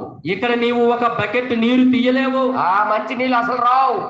అది మలినమైనది, అది పూర్తిగా కంపు కొట్టి మలినమైంది. మరియు మరొక బకెట్ కూడా మలినమైందే, ఇంకొక బకెట్ కూడా మలినమైందే. వాటి రెండు కలిపినా మరి ఇంకా ఎక్కువ మలినం పొంది ఉన్నావు, మళ్ళీ ఎక్కువ మలినం పొంది ఉన్నావు. అక్కడ దానికి ఏ శుద్ధీకరణ లేదు. కాబట్టి అయితే దేవుడు మనిషిని రక్షించుటకు తీర్మానం చేసుకున్నాడు. ఈ కంపు కొట్టిన ఈ జీవితానికి మార్చడానికి దేవుడు తీర్మానం చేసుకున్నాడు. ఏంటి ఆ తీర్మానం అంటే? ఆయన మన అందరి దోషములను ఆయనపై మోపెను. చాలా మంది మీకు తెలుసా, ఆ మోషే ఇత్తడి దానితో సర్పం చేసి అడవిలో ఎత్తాడు కదా, అది యేసుప్రభు అంటే చాలా మంది కంగు తింటారన్నమాట. ఏంటి ఇత్తడి సర్పము ఎవరంటే యేసుప్రభే చెప్పాడు తన నోటితో. మోషే అరణ్యములో సర్పం ఎత్తినట్టుగా మనుషు కుమారుడు పైకి ఎత్తబడినప్పుడు తన వైపు ఆకర్షించుకుంటాడు. చెప్పాడా లేదా? ఎవరితో పోల్చుకున్నాడు ఆయన? సర్పము. ఎందుకు సర్పంతో పోల్చుకున్నాడు అంటే సర్పము శాపగ్రస్తమైంది. అందరు చెప్పండి. శాపం, మనుషుడి మీద ఉన్న శాపం అంతా ఆయన మీద మోపబడ్డాడు కాబట్టి ఆయన పాపి. ఆయన ఎంతమందికి అర్థమైంది బ్రదర్? పాపి ఎవరు? మనము ఆయన కాదు. ఆయన మీద వేసాం. ఇప్పుడు ఆయన పాపమయ్యాడు మన కోసం. ఇప్పుడు ఎటు చూడాలి మనమైతే? మనము బ్రతకాలంటే ఇప్పుడు ఆయన వైపు చూడాలా. అందుకే సింపుల్ మార్గం ఏర్పాటు చేశాడు. ఇప్పుడు ఆయన ఇచ్చిన బ్లూ ప్రింట్ వైపు చూడు, చేసుకుంటూ వెళ్ళిపో, చూసుకుంటూ వెళ్ళు. ఆ బ్లూ ప్రింటే ఇప్పుడు మనల్ని రక్షిస్తుంది. ఎంతమందికి అర్థమవుతుంది? ఇంకేమంటాడు చూడండి అక్కడ, ఆయన మన అందరి దోషములను ఆయన మీద మోపాడు. ఆ పాపము యొక్క దండన, ఆ పాపముకి వచ్చిన దండన ఏదైతే శిక్ష ఉందో, ఇప్పుడు శరీరంతో ఉన్న జన్మ ఈ పాపం యొక్క దండన మరణమై ఉన్నది. ఈ మరణానికి ఏం చేశాడు ఆయన అక్కడ? ఈ దండనకి దాని మీద వేలిచ్చి. అందుకే రోమిలకు రాసిన పత్రిక పౌలు గారు అంటున్నారు, ఇందాక చదివించాడు, ఏంటో తెలుసా? ఏం చదివించాడు? గుర్తుందా మీ అందరికి? మరణమును ఆయన ఆ మరణము వెల ఆయన ఇచ్చేశాడు. కాబట్టి ఇక్కడ 22వ వచనము నుండి మనం చదువుతాం. అయితే ఇప్పుడు పాపము నుండి విమోచింపబడి దేవునికి దాసులైనందున పరిశుద్ధత కలుగుటయే మీకు ఫలము. ఇప్పుడు ఫలం ఎప్పుడు దొరికింది? ఇప్పుడు ఇంతవరకు ఒక బకెట్ కూడా మంచిది రాలేదు, కానీ ఇప్పుడు మాత్రం వచ్చేసింది.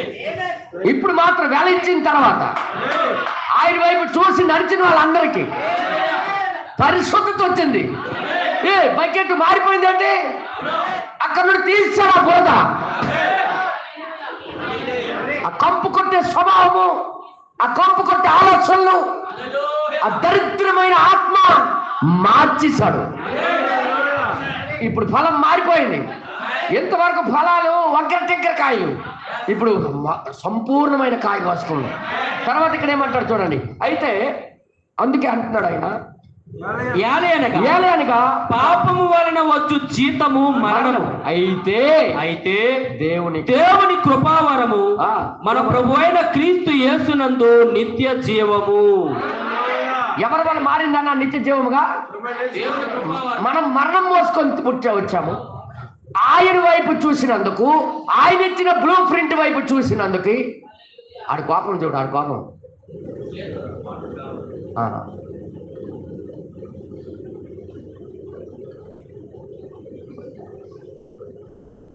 దేవుని నామానికి మహిమ కలుగును గాక. హల్లెలూయా. చూడండి, ఇప్పుడు మరణం మోసుకొని వచ్చాము ఈ లోకానికి, కానీ దేవుడు మాత్రం మనకి ఆ మరణాన్ని జీవముగా మార్చి మనకి అవకాశం ఇస్తున్నాడు. ఇప్పుడు మీరు చెప్పండి, దేని వైపు చూసి రక్షణ పొందాలి? ఇప్పుడు దేని వైపు చూసి మనం కొలుసుకోవాలి? మన మట్టుకు మనం చేసి మనం బ్రతకగలమా? మన మట్టుకు మనం సమర్థించుకొని బ్రతకగలమా? మన మట్టుకు మనము సరిదిద్దుకొని బ్రతకగలమా? చూడవలసిందే. అయితే అందుకే బ్లూ ప్రింట్ పంపించాడు. లీ సహోదరుడు కళలో భావం ఏంటి చెప్పనా? తనకు నచ్చినట్టుగా పెట్టించాడు. అది ఇప్పుడే చదివారు మీరు. ఆయన అనుకున్నట్టుగా పెట్టించాడు కిటికీలు, ఆయన అనుకున్నట్టుగా ఇంటిని కట్టించాడు. కానీ అసలైన వాండర్ వచ్చాడు బ్లూ ప్రింట్ పట్టుకొని. ఎందుకు ఇలా కట్టావని అడిగాడు. అసలు రంగు తేలిపోయింది. మళ్ళీ పడగొట్టాడు, మళ్ళీ కట్టడం ప్రారంభించాడు. బ్లూ ప్రింట్ ఎలాగుందో అలా కట్టేసరికి వాండర్కి నచ్చింది. ఈరోజు నీ జీవితం కూడా నీవు అనుకున్నట్టుగా కట్టుకొని వెళ్ళిపోతున్నావేమో, దాన్ని మళ్ళీ పడగొట్టు. మనకి బ్లూ ప్రింట్ చెప్పినట్టుగా నిర్మించుకోవడానికి మనము యేసు వైపు చూడవలసిన టైం ఆసన్నమైందని నేను నమ్ముతున్నాను. మీరు బనంగారు ఏది చెప్పినా అది వాక్యమే. ఎవరి స్టోరీ చెప్పనే అది వాక్యములో దాగి ఉన్న భావం. అది దేని గురించి మాట్లాడనే అది వాక్యములో దాయబడిన భావమే. దేని గురించి తన అడుగు అడుగు వాక్యం చూడగలిగాడు. అడుగు అడుగు వాక్యాన్ని చూశాడు, బైబిల్లో చూశాడు, దేవుణ్ణి చూడగలిగాడు. ఆయన ఒక నీళ్లు పారుతున్న ఉబుకుతున్న నీళ్లు ఊట దగ్గరికి వెళ్ళాడు ఒకరోజు. ఆ ఊటతో మాట్లాడటం ప్రారంభించాడు. ఏంటి ఇంత గలగలగలగలగ సంతోషంతో ఎగిసి పడుతున్నావు? ఏంటి నీ ఉద్దేశం ఏంటి? అడవిలో ఉన్న జంతువులందరూ నీకు దగ్గరికి వచ్చి తాగుతున్నానా? లేకపోతే మేము ప్రతిసారి నేను వచ్చినప్పుడల్లా నీ దగ్గరికి వచ్చి తాగుతున్నానా? ఎందుకు నీ సంతోషం? ఏంటి నీ ఉద్దేశం అని అడిగాడు. అవునా కాదా? బ్రదర్ గారు అన్నారు, ఒకవేళ ఆ నీటి జలకే నోరుండుంటే అది ఏమని ఉండేది తెలుసా? నేను మీరందరూ వచ్చి తాగినందుకు నేను సంతోషించి గెంతులు ఎట్లేదు. ప్రతి జంతువు నా మీద ఆధారపడి తాగుతున్నాను, నేను సంతోషించట్లేదు. నువ్వు ప్రతిసారి వచ్చినప్పుడల్లా నా దగ్గరికి వచ్చి తాగుతున్నావు, నేను సంతోషించట్లేదు. నాలో ఏదో తోస్తుంది. అది అలాగే ఒక ఆత్మ ఒక మనిషిలోకి వచ్చి అది తోస్తేనే కానీ ఆ మనిషి పరిశుద్ధుడు కాదు. అందుకే మనం తిరిగి తప్పక జన్మించాలి. మన ఆత్మ ద్వారా మనం పరలోకానికి వెళ్ళలేము. మన ఆత్మ చెడిపోయింది, మంచిది కాదు. ఊహలన్నీ మంచివి కావు, మన తలంపులు మంచివి కావు. నేను చెప్పలే, వర్తమానం చెప్పింది. వర్తమానం చెప్పిందంటే అది ఆమెన్, అది ఆమెన్. ఇక్కడ ఏమంటాడు తెలుసా బ్రహ్మం గారు? ఇక్కడ ఏమంటాడు తెలుసా? ఆ తర్వాత చదవండి బ్రదర్. ఆ శిక్ష మనము ఒకరికొకరు సహాయం చేసుకున్నటకు. అవునండి, అక్కడ ఏ ఒక్కరు లేనంత గొప్పదై ఉన్నది. ఇప్పుడు శిక్ష ఎలాగ ఉందంటే, ప్రతి ఒక్కడు అప్పులో ఉన్నప్పుడు ఒకడు అప్పు ఒకడు తీర్చగలడా? జోసెఫ్ చూసి నాకు బాధ అనిపిస్తుంది, బయటికి తీయాలనుకుంటున్నాను. కృపాధనాల పరిస్థితి చూసి నాకు బాధ అనిపిస్తుంది, బయటికి నేనే అప్పుల్లో ఉంటే నేను వాళ్ళకేం తీయగలను? అంటే పాపము అలాగుంది. అందరు చెప్పండి కదా. అవును, నేను తీయాలంటే ఇంకా మరి కాస్త తప్పు అయిపోవాలి, ఇంకొక పాపంలో ఇంకో పడిపోవాలి నేను, ఇంకంతే, ఇంకో మరొకటి లేదు. మరి కాస్త ఎక్కువ అవుతుంది. అవునా కాదు? చెప్పండి మీరే, అర్థమవుతుంది మీ అందరికి. ఇప్పుడు పాపం ఏం చేసింది? మనిషికి రక్షించుకోలేని స్థితి.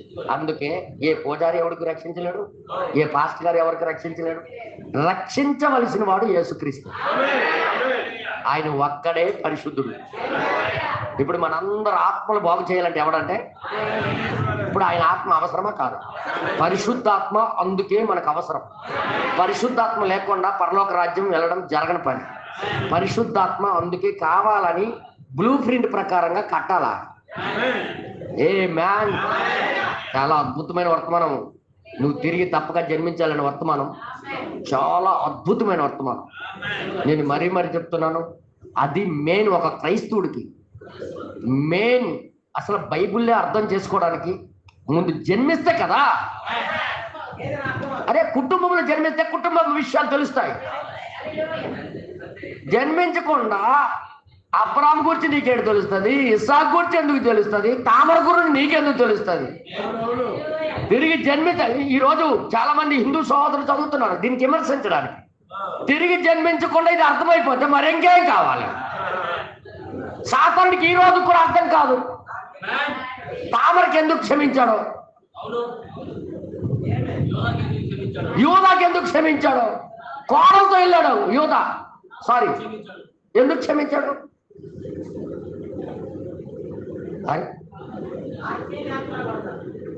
తిరిగి జన్మించకుండా దాని వెనకాల స్టోరీ నీకేం అర్థమవుతుంది? అందుకే దాన్ని విమర్శించుకుంటున్నారు. ఈరోజు ఏదో తోటలో జరిగింది, ఏం జరిగిందో, పండు అంటే ఏంటో, ఆ అవ్వ ఏమి తిన్నదో తెలియాలంటే నువ్వు తిరిగి జన్మిస్తే కదా. తిరిగి జన్మించిన వాడికి వెళ్ళి సర్పసంతానం గురించి బోధించేస్తుంటే ఏమంటాడు ఆయన? ఇది ఎవడికి అంతు పట్టనిది. అందుకే బ్లూ ప్రింట్ అర్థం అవ్వాలంటే ఫస్ట్ తిరిగి జన్మించాలి. ఎందుకు జన్మించాలంటే మన ఆత్మ చెడిపోయింది. మన ఆత్మతో మనం దేవుని రాజ్యానికి, మన ఆత్మ మారాలి, మన స్వభావాలు మారాలి. ఇంకా కిందకి అన్నాడు, నేను చెప్పలేదు. కిందకి ఏమన్నాడు తెలుసా? నువ్వు క్రీస్తు మనసు కలిగినంత వరకు నువ్వు ఆ రాజ్యంలోకి వెళ్ళలేవు. క్రీస్తు కలిగిన ఆ మనసు, క్రీస్తు ఆలోచనలు నీలో పుట్టినంత వరకు నువ్వు ఆ రాజ్యంలోకి వెళ్ళలేవు. కింద పేరాల్లోనే చెప్పాడు, అది వచ్చినంత వరకు నువ్వు బ్లూ ప్రింట్లో లేవని గుర్తెట్టుకున్నాడు. తర్వాత ఇక్కడ ఏమంటాడు చూడండి ఒకసారి. తర్వాత ఇంకేమంటాడు అక్కడ, ఏ ఒక్కరు లేనంత గొప్పదై ఉన్నది, కావున ఆ శిక్ష పరిహారము చెల్లింపగల ఒకడు అక్కడ ఉండవలసి ఉన్నది. ఎవడో ఒకడు ఉండాలా. ఈ గదిని విడిచుటకు ఒక $100 బిలియన్ల పరిహారమైన ఎడల ఓకే, ఈ ఉదయవేళ ఏమిటి అక్కడ మనలో ఎవరో విడిచి వెళ్ళలేము. ఎందుకనగా దానికి తగిన వారు మనలో ఎవరు లేరు. ఎవడో లేడు. అయితే అప్పుడు మనందరి కొరకు చాలినంత చెల్లింపగల ఒక ఆయన వచ్చెను. అప్పులంతా కట్టేసి తీసుకుని వెళ్ళేవాడు ఒకడు ఉన్నాడు. ఇప్పుడు మీరు చెప్పండి, గర్వించడానికి ఏమైనా ఉందా? ఇప్పుడు చెప్పండి కదా, మనం విడుదల పొందడానికి మనకు అవకాశాలు లేవు. మన మట్టుగా మనం బ్రతకలేము. మనం ఇందులో గొప్ప అయిపోవడానికి ఇంకేముందయ్యా? ఎవడో ఒక్కడ దాని మీద దయాదాక్ష్యం మీద బ్రతికిన వాళ్ళ మీద టెంపర్లు మనకెందుకు? రోషాలు ఎందుకు? గర్వాలు ఎందుకు? కోపాలు ఎందుకు? ఎవడ దయాదాక్ష్యం మీద మనం బ్రతికిన వాళ్ళు అదే ప్రభు అని యేసుక్రీస్తు. మరి ఆయన దగ్గర మనం గర్వించడానికి ఏమైనా ఉన్నాయా? ఏదైనా చెప్పుకోవడానికి ఉందా? పోనీ ఏదైనా. అసలు విడుదల పొందలేని స్థితి మనది. విడుదల మన మట్టుకు మనం పొందలేని స్థితి. మనకి ఎవరో చెయ్యి అందిస్తే కానీ మరి బయటికి రాలి. ఆ చెయ్యి దేవుడిదే. అలాంటి దేవుడికి మనం ఎంత లోబడి మనం ఆరాధన చేయాలి? ఏమని మనం బిగిసిపోతుంటాం, ఏమని గర్విస్తుంటాం, నాకేం అర్థం అవట్లేదు. కొంతమంది దేవుడి దగ్గరికి ఎలా మాట, ప్రభా ఈయన లేకపోతే దేవుడికి ఏదో నష్టం జరిగిపోయినట్టుగా మాట్లాడు. నువ్వు తప్పగా తీసుకెళ్ళి ప్రభా, నాకు నువ్వు తీసుకెళ్ళిపోతే అవదు. నువ్వు తప్పగా తీసుకెళ్ళి నాకు చర్చికి. నువ్వేడు చేస్తావు నాకు తెలియదు. అబ్బాయి మాట్లాడే తీరు ఇదేనా? దయాదాక్ష్యం పొందడం ఎలాగేనా? అడుక్కోవడానికి కూడా రాదని మొన్న చెప్పాను, గుర్తుందా? అడుక్కోవడానికి కూడా ఒక విధానం ఉంటుంది. ఒకసారి అవతల ఈదిలో ఇంట్లో ఉండేటప్పుడు ఒక అతను వచ్చాడు నా దగ్గరికి అడుక్కోవడానికి. ఏంటి 50 రూపాయలు ఏమి దొంగతనం మానేశాను. నా గురించి మార్చినట్టుగా దొంగతనం మానేశాను, 50 రూపాయలు ఏమన్నాడు. ఎవడు నువ్వు అన్నాను. మేము దొంగలు మానుతాం. దొంగతనం మానేశాను, 50 రూపాయలు ఇవ్వండి. మానిపోతే వెళ్ళి చెయ్యి, ఇంక జైలుకి వెళ్ళి అన్నాడు. ఎవరి కోసం మానేశాం? కష్టపడి వెళ్ళి. అలాగా అన్నాడు. మా కోళ్ళని పట్టుకెళ్ళి. మేమెవరు లేము, 4 పిల్లలు, ఒక పెట్ట, మొత్తం తీసుకుని వెళ్ళిపోయాడు. అలాగా దేవుడి దగ్గర బ్లాక్ మెయిల్ చేస్తే ఏం చేస్తాడు తెలుసా? ఒక్క తాపు తొంతాడు. అర్థమైందా? ఎలాగా అడగడానికి కూడా ఒక దాని మీద, బాబు నేను కష్టపడలేను, ఒకప్పుడు దొంగతనం మీద ఆధారపడి బతికేవాడిని, ఇప్పుడు కష్టం, కాలు చేతులు రావట్లేదు, మేము కష్టపడలేము, కూలీ నాలు చేసుకోలేకపోతున్నాం, ఏమైనా ఉంటే ఇవ్వండి బాబు అంటే అది ఎలాగొంది? దౌర్జన్యం, rowdy section, rowdyism, blackmail. దొంగతనం మానేసాము, డబ్బులు అడిగి ఎవడిచ్చేస్తాడన్న. ఈ రోజు కూడా యేసుప్రభు దగ్గరికి వెళ్ళి ఆయన దయాదాక్ష్యం లేకపోతే ఎవడు బయట పడలేడు. ఆయన దగ్గర, ప్రభా నాకు నువ్వు తీసుకెళ్ళమే, ఏడు చేస్తావు నాకు తెలియదు, నాకు రేపు 100 రూపాయలు కావాలా, ఇగో చర్చికి తీసుకెళ్ళు. ఏంటో నష్టమైపోయింది ఆయనకి. నీకు ఇవ్వకపోతే, నువ్వు రాకపోతే నీకు నాకు అవసరం. ఆయన మన ఆత్మలు మారాలంటే, బయట పడాలంటే ఆయన మనకు అవసరం. మనకి డాక్టర్ అవసరం. డాక్టర్ దగ్గరికి వెళ్ళి బతిమాలుకోవాలి. డాక్టర్ మీద తిరగబడ్డం కాదు, డాక్టర్కి బ్లాక్ మెయిల్ చేయడం కూడా కాదు. బ్లాక్ మెయిల్ చేస్తే ఈ మరణం ఇంజక్షన్ వేసేస్తున్నాడు, విషం ఇంజక్షన్ ఎక్కించేస్తాడు. అర్థమైందా? ఆయన దగ్గర ఉన్నదే మరణపు తాళం చెవి. అది తెలియదు కదా. అర్థమవుతుంది మీ అందరికి? బ్రదర్, డాక్టర్ ఎలా అంటాడు తెలుసా? Licence killer.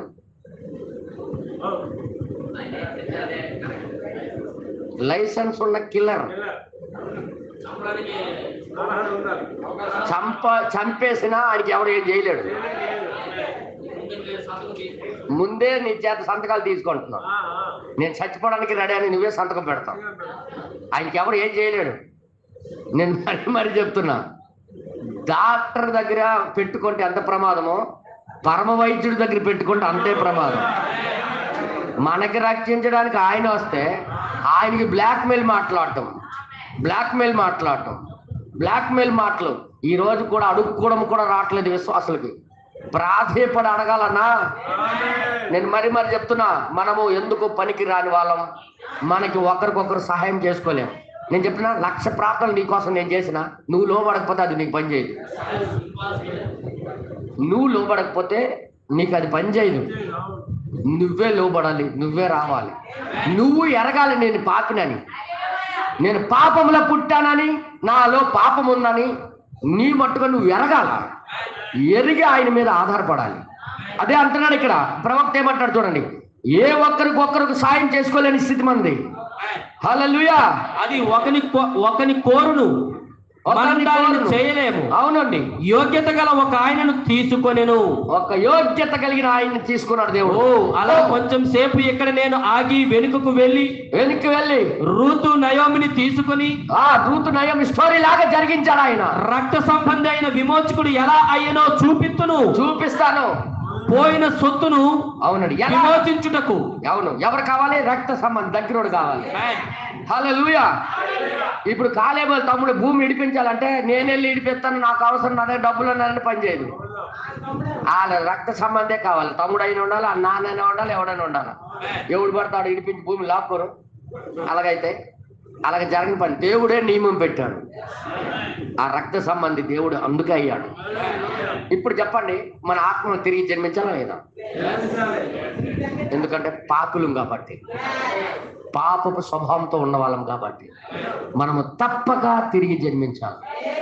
బ్లూ ప్రింట్ ఏం చెప్తుందో అది మనం చేయాలి. ఇప్పుడు బ్లూ ప్రింట్ ఏం కోరుతుంది? నువ్వు తిరిగి జన్మించాలా. బ్లూ ప్రింట్ అర్థమవుతుంది. బ్లూ ప్రింట్ అర్థం అవ్వకపోవడానికి కారణం, మనం నచ్చినట్టుగా మనం కిటికీలు పెట్టడానికి రెడీ అయిపోతున్నాం, మనం నచ్చినట్టు మనం భక్తి చేయడం మనం రెడీ అయిపోతున్నాం. మనకు నచ్చినట్టుగా ప్రవర్తిస్తే ఈ వర్తమానానికి మనం సెట్ అవ్వం. పూర్తిగా మనం సావాలి. బలంగా ఏం చెప్పారు తెలుసా? ఏబేల్ ఏ బలి అర్పించాడో ఆ బలిపీఠం మీద ఆయన ప్రాణాలు వదిలేశాడు. నువ్వు కూడా ఆ విధంగా సస్తే గాని ఈ జీవం పని చేయదు అంటున్నాడు ఆయన. ఏ అర్పణ అయితే అర్పిస్తున్నామో అక్కడ మనం చచ్చిపోవాలి. ఏ దేవుడి దగ్గరికి వస్తున్నామో అక్కడ మన స్వభావాలు చనిపోవాలి. చనిపోతేనే కానీ కొత్తది బయటికి రాదు. హల్లెలూయా. ఇంకా ఇక్కడ ఏమంటాడు కొద్దిగా చూద్దాం, కొద్దిగా కిందకి చదువుదాం. పోయిన సొత్తును విమోచించడానికి మొదట యోగ్యుడే సమీప బంధువునిగా ఉండుటకు. ముందు యోగ్యుడు ఉండాలి, సమీప బంధువుడైన యోగ్యుడు. అలాగుండెను. కాబట్టి దేవుడు ఆ ఆత్మ యెహోవా శరీరము రూపము దాల్చి ఆ ఆత్మే శరీర రూపం దాల్చి మనకు సమీప బంధువుడాయను. అర్థమైందా? యెహోవా వేరు, యేసు వేరు కాదు. యెహోవా వేరు, యేసు వేరు కాదు. ఇంకా తర్వాత ఇంక రాయబడింది, అతడు సమీప బంధువుడాయను. అవునండి, ఆ విధముగానే ఉండును, అలాగే ఉండును. అప్పుడు ఆయన యోగ్యుడైన వాడై ఉండెను. అవును. ఇమ్మానుయేలు నరముల నుండి రక్తముతో నిండిన ఓటను ఉత్పత్తి చేయువాడు ఆయన ఒక్కడే అయి ఉన్నాడు. మన దోషములను భరించువాడు ఆయన ఒక్కడే. సంఖ్యాకాండము ఇక్కడ ఒక రమ్యమగు మాదిరిని కలిగి ఉన్నాము. అవునండి, నేను ఇక్కడ లేఖనములు వ్రాసి ఉంచాను. ఓకే. సంఖ్యాకాండములో అందమైన మాదిరి అక్కడ ఉన్నది. అందమైన మాదిరి ఒకటి ఉంది. ఏంటది? అది సొగసైన దానిని అంతటిని కలిపి, అవునండి, నీవు చూసినట్లయితే అది అరణ్యములో ఎత్తబడిన ఎత్తడి సర్పమై ఉన్నది. ఎత్తడికి శిక్ష. ఎత్తడంటే తీర్పు. ఎత్తడంటే తీర్పు. ఒక మనిషికి జరిగిన పాపానికి తీర్పు ఎత్తడికి సాదృశ్యం. ఆ సర్పం ఎవరో కాదు, పాపి.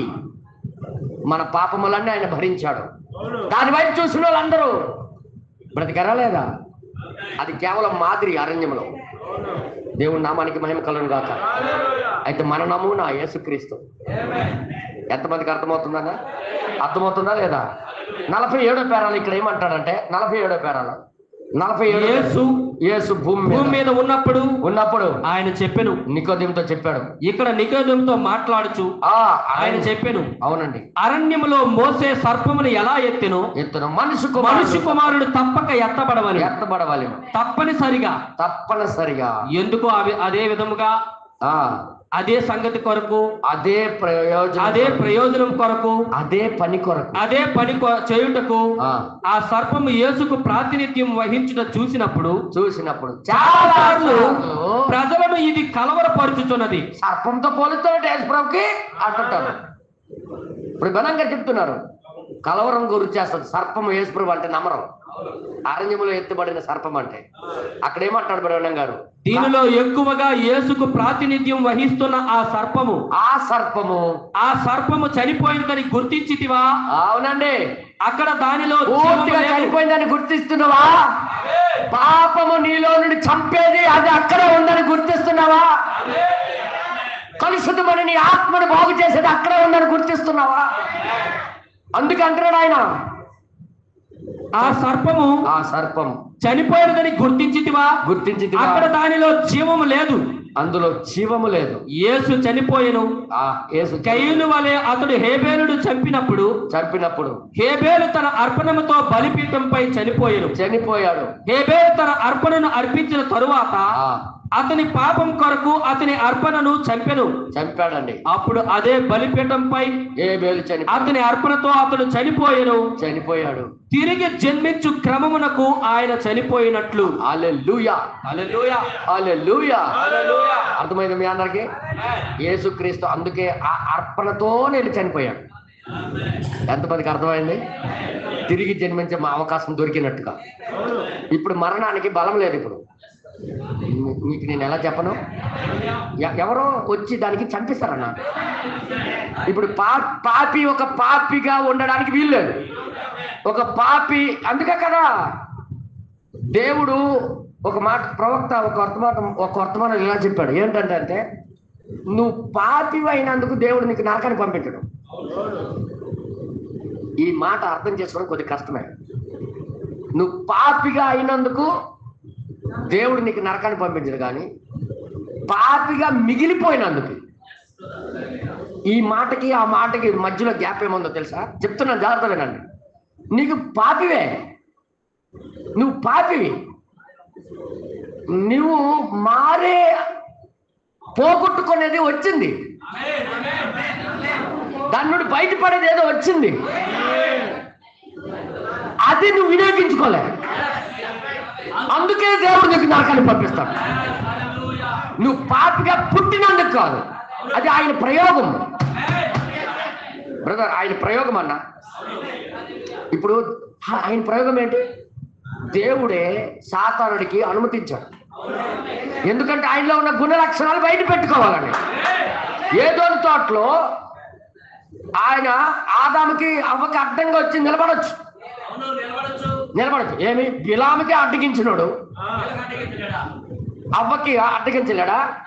ఆదాముకి అడ్డగించలేడా? నువ్వు వెళ్ళొద్దని అనలేడా? ముట్టుకోవద్దు అనలేడా? ఎందుకు అనుమతించాడు? ఆయనలో గుణ లక్షణాలు బయట పెట్టాలని. ఆయనలో విమోచన, ఆయన రక్షకుడు, ఆయనలో స్వస్థపరచువాడు అన్నీ ఉన్నాయి. ఈ ప్రయోగంలో నా కుమారుడికి అది తెలియాలని వదిలాడు. మనిషి పాపి అయిపోయాడు కనుక ఆ మనిషికి శిక్షించడానికి దేవుడిది కూడా మనసు లేదు. కానీ దాని విరుగుడు వచ్చినప్పుడు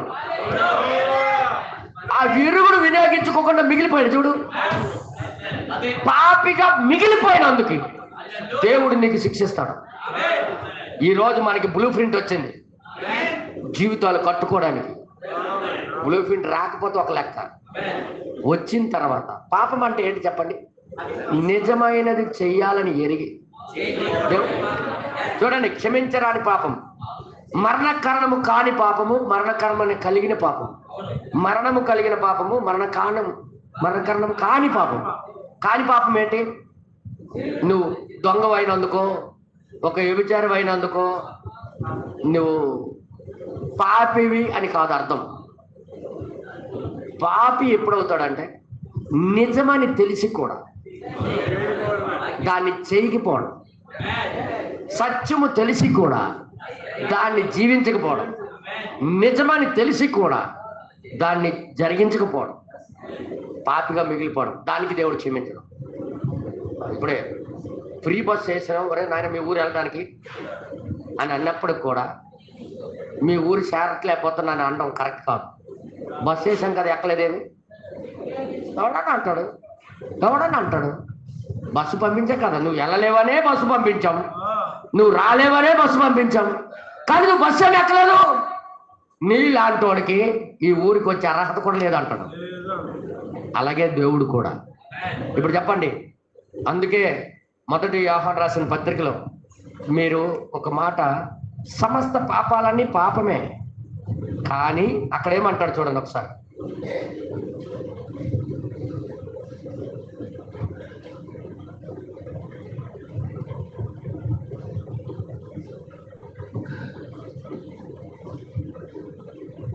రెండో అధ్యాయం, యోహాను రాసిన మొదటి పత్రిక 2వ అధ్యాయం 1వ వచనం. నా చిన్నపిల్లలారా, నా చిన్నపిల్లలారా, మీరు పాపము చేయకుండాకై ఈ సంగతులను మీకు వ్రాయించున్నాను. చూడండి, పాపము చేయకుండా ఉండాలనే ఈ సంగతులు మీకు రాస్తున్నాను. ఎవడైనాను పాపము చేసిన ఎడల, పాపము చేస్తే, ఒకవేళ పాపం చేయకుండా ఉండాలని నేను రాస్తున్నాను, కానీ ఎవడైనా పాపము చేసినట్లయితే నీతిమంతుడైన యేసుక్రీస్తు అను ఉత్తరవాది తండ్రి యొద్ద మనకు ఉన్నాడు. ఇప్పుడు అవకాశం ఉందన్నమాట. పాపము నుండి బయటపడే అవకాశం ఉంది. ఇప్పుడు యేసుక్రీస్తు వైపు చూసి తప్పించుకోవచ్చు. ఆ ఎత్తుల సర్పం వైపు చూసి పాము కాటుకు గురైన వాడు బతకొచ్చు. నిజమేనా? బతకొచ్చు, కానీ అటుపక్క చూడకపోతాం. చూసి బతకొచ్చు అని చెప్పిన తర్వాత కూడా చూడకుండా కళ్ళు మూసుకుంటే ఆయనకి క్షమించొచ్చా? ఇప్పుడు అదే ఈ యోహాను రాసిన 5వ అధ్యాయంలో, మొదటి యోహాను రాసిన పత్రిక 5వ అధ్యాయంలో 16వ వచనం చెప్తున్నాడు ఆయన.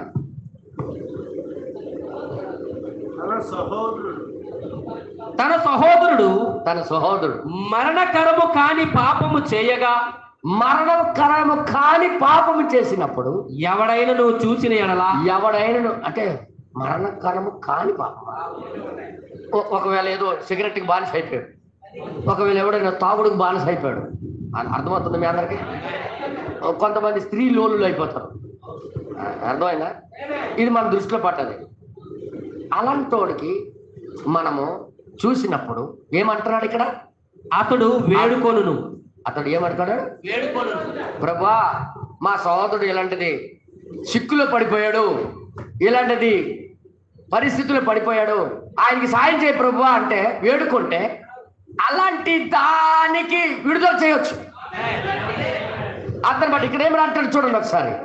అతని బట్టి దేవుడు మరణకరము కాని పాపము చేసిన వారికి జీవము దయచేయను. అబ్బో, అలాంటి దానికి అవకాశం ఉంది. అయితే ఇంకా తర్వాత ఇక్కడ అంటాడు, మరణకరమైన పాపము కలదు, అట్టి దానిని గూర్చి వేడుకొనవలని నేను చెప్పుటలేదు. అలాంటి దాని వేడుపడవాలని నేను చెప్పట్లేదు. సకల దుర్నీతియు పాపము, ఇది పాపమే, కానీ అయితే మరణకరము కాని పాపము కలదు. మరణకరము కలిగిన పాపము కలదు. మరణము కలిగిన పాపం ఉందా? ఆ పాపం ఏంటి? ఇంకోసారి చెప్తున్నా చూడండి. కానాను దేశానికి వెళ్ళి వేగురు చూసి తిరిగి వచ్చారు. దేవుడు ఎలాగ చెప్పాడో అలాగే ఉంది అక్కడ. అందరు చెప్పండి, అది నిజంగా పాలు తేనెలు ప్రవహించే దేశమే. అదే వీడికి ఇస్తానన్నాడు. అది చూసి వచ్చారా లేదా? కానీ అది మేము పొందుకోలేమనుకుని అన్నారు వీళ్ళు 10 మంది. అన్నారా లేదా? అన్నారు లేదా? కానీ ఇద్దరు మాత్రం అది మనకి సాధ్యమే. ఎందుకు సాధ్యమంటే అది దేవుడు పలికాడు కాబట్టి. ఒకరేమో ఆ దేవుడు మాటని అంగీకరించారు చూసి, ఒకరేమో చూసినా నమ్మలేదు. ఎంతమందికి అర్థమవుతుంది? ఇప్పుడు వీళ్ళకి క్షమించొచ్చా? దేవుడు ఎందుకు అరణ్యంలో రాలిపిస్తాడంటే వాళ్ళకి దానికే. ఇది చూసి కూడా వీళ్ళు దాన్ని అంగీకరించలేదు, వినియోగించుకో. నిజమే, దాన్ని వారి జీవితాల్లోకి తీసుకోలేదు. ఎంతమందికి అర్థమవుతుంది? అందుకే ఎవడైనా బలహీనతలు పడిపోతే ఆయన గురించి ప్రార్థన చేస్తే విడిపించే అవకాశాలు ఉన్నాయి. కానీ వర్తమానము తెలిసి కూడా దాన్ని వదిలి జీవిస్తే అవతలకు ఇంక క్షమాపణ లేదు. దేవుడు నామానికి మహిమ కలుగును గాక. అందుకే కలవరి సిలువలో ఆయన వెలిచేశాడు. ఎలాంటి పాపిని అయినా పరిశుద్ధుడు అవ్వచ్చు. అందుకే వేశ్యలు ఆయన దగ్గరికి వచ్చి బాగుపడిపోయారు. ఏదో నేను మాట్లాడుతున్నా, వేశ్యలు వచ్చి బాగుపడ్డారా లేదా? దొంగలు వచ్చి బాగుపడ్డారా లేదా? దోచుకున్న వాళ్ళు బాగుపడ్డారా లేదా? మీకు తెలుసా బరప్పా గురించి? బరప్పా గురించి ఇందులో ఏమి రాయబడలే, కానీ చరిత్రలో రాయబడి ఉంది. బరప్పకి మరణశిక్ష పడ్డది. ఆ రోజు శుక్రవారం నాడు ఆయనకి సిలువ వేయాల. ఒక దుర్మార్గులకి ఆ రోజు సిలువ శిక్ష రోమీలు పెట్టింది. అది ఆ కర్ర కొయ్యి మీద మేకులు కొట్టి చంపడం, అది రోమా వేసిన శిక్ష. ఆ మరణ శిక్ష బరప్పాకి ఖరారైంది. అయితే పండుగలో ఏదో ఒక హంతకుడికి, ప్రజలు కోరుకునే హంతకుడికి వదిలే ఆచారం ఉంది. ఈ ఆచార ప్రకారంగా ఎవరికి మీరు వదిలిమంటారు? యేసునా బరబ్బనా అని అడిగాడు పిలాతు. వాళ్ళు ఏమైనా బరబ్బే కావాలి, యేసునే వేయండి, సిలువేయండి, సిలువేయండి కేకలే. కానీ బరబ్బాకి విడుదల అవుతుందనే విషయం కూడా ఆయనకి తెలియదు. బరబ్బ ఖరారు అయిపోయింది. ఈ రోజు ఉదయాన్నే వచ్చి నాకు చంపుతారనే విషయం తెలుసు. ఎప్పుడైతే సైనికుడు బలంగా చెప్తాడు, సైనికుడు యొక్క నారత సౌండ్ వినగానే ఆయన రూమ్ వైపు ఆ చెప్పుల శబ్దం కర్ర కర్ర కర్ర అని వస్తుంది.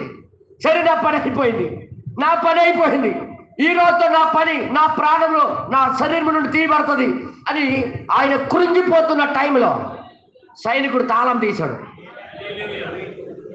ఇంకొక గంటనే లేదా అని అడిగాడట. ఒక 5 నిమిషాలని లేదా ఇంకా టైం అని అడిగాడట. 5 నిమిషాలంటే కర్మ, జీవితాంతో నువ్వు ఫ్రీగా ఉండొచ్చు. బరబ్బా ఒక గూండా, హత్యలు చేస్తున్నాడు, ఎంతో మంది రక్తం చూస్తున్నాడు. పరిశుద్ధుడిగా మారిపోయే అవకాశం ఇచ్చాడు దేవుడు. అతనికి కూడా విడుదల ఇచ్చాడు. అర్థమైంది మీ అందరికి? హల్లెలూయా. దేవుడి నామానికి మహిమ కలుగును గాక.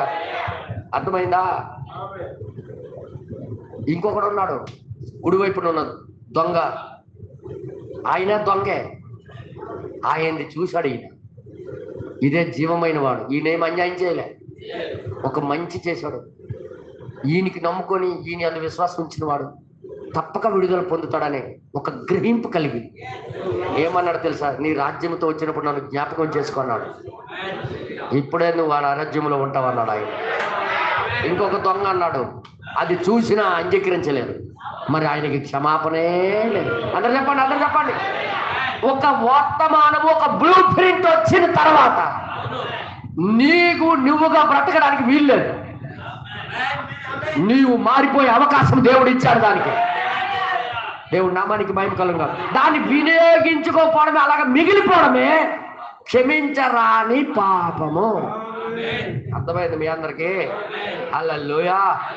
ఎవరో ఇంటి నిండగా బియ్యము, అన్నము, పప్పు, మాంసం అన్ని ఉంటుండగా ఆకలితో చచ్చిపోవడం ఎంత అన్యాయం అన్నా, ఘోరం అన్నా. ఇంకా మాకు ఆకలి వేసేస్తుంది అంటే ఏమనాలి? అలాంటి వాళ్ళకి చచ్చిపోవడమే బెటర్, నువ్వు చచ్చిపో అంటారు. అర్థమైంది మీ అందరికి? నేను మొన్నటి వరకు నేను ఈరోజు చెప్తున్నాను, ఎప్పుడు చెప్పలేదు. కిడ్నీ, లివర్లు అన్ని పోయినాయి తాగుడు వల్ల. యవ్వనస్తుడు కుర్రోడు, ఎంత వయసు కాదు, 26 సంవత్సరాలు. మొత్తం లివర్లు డాక్టర్లు తెలిసారు, నువ్వు చనిపోతావు, మరి బతకవని. లివరు, కిడ్నీలు అన్ని పోయాయి. మరి ఏది పనిచేయడు మనిషి, ఇలాగ అయిపోయాడు. మంచి తాపి మేస్తాడు, మంచిగా పనిచేసేవాడు. వ్యసనాలకు బానిసలైతే చచ్చి సావులు అవుతాడు. కష్టపడలేక ప్రతిసారి నా దగ్గరికి వస్తాడు. నేను వారానికి 300, 400 ఎంత కలుగుతా అంత ఇస్తున్నాను. పోలే బ్రతకనే. ఈడు నా దగ్గర డబ్బులు తీసుకుని వెళ్ళిపోయి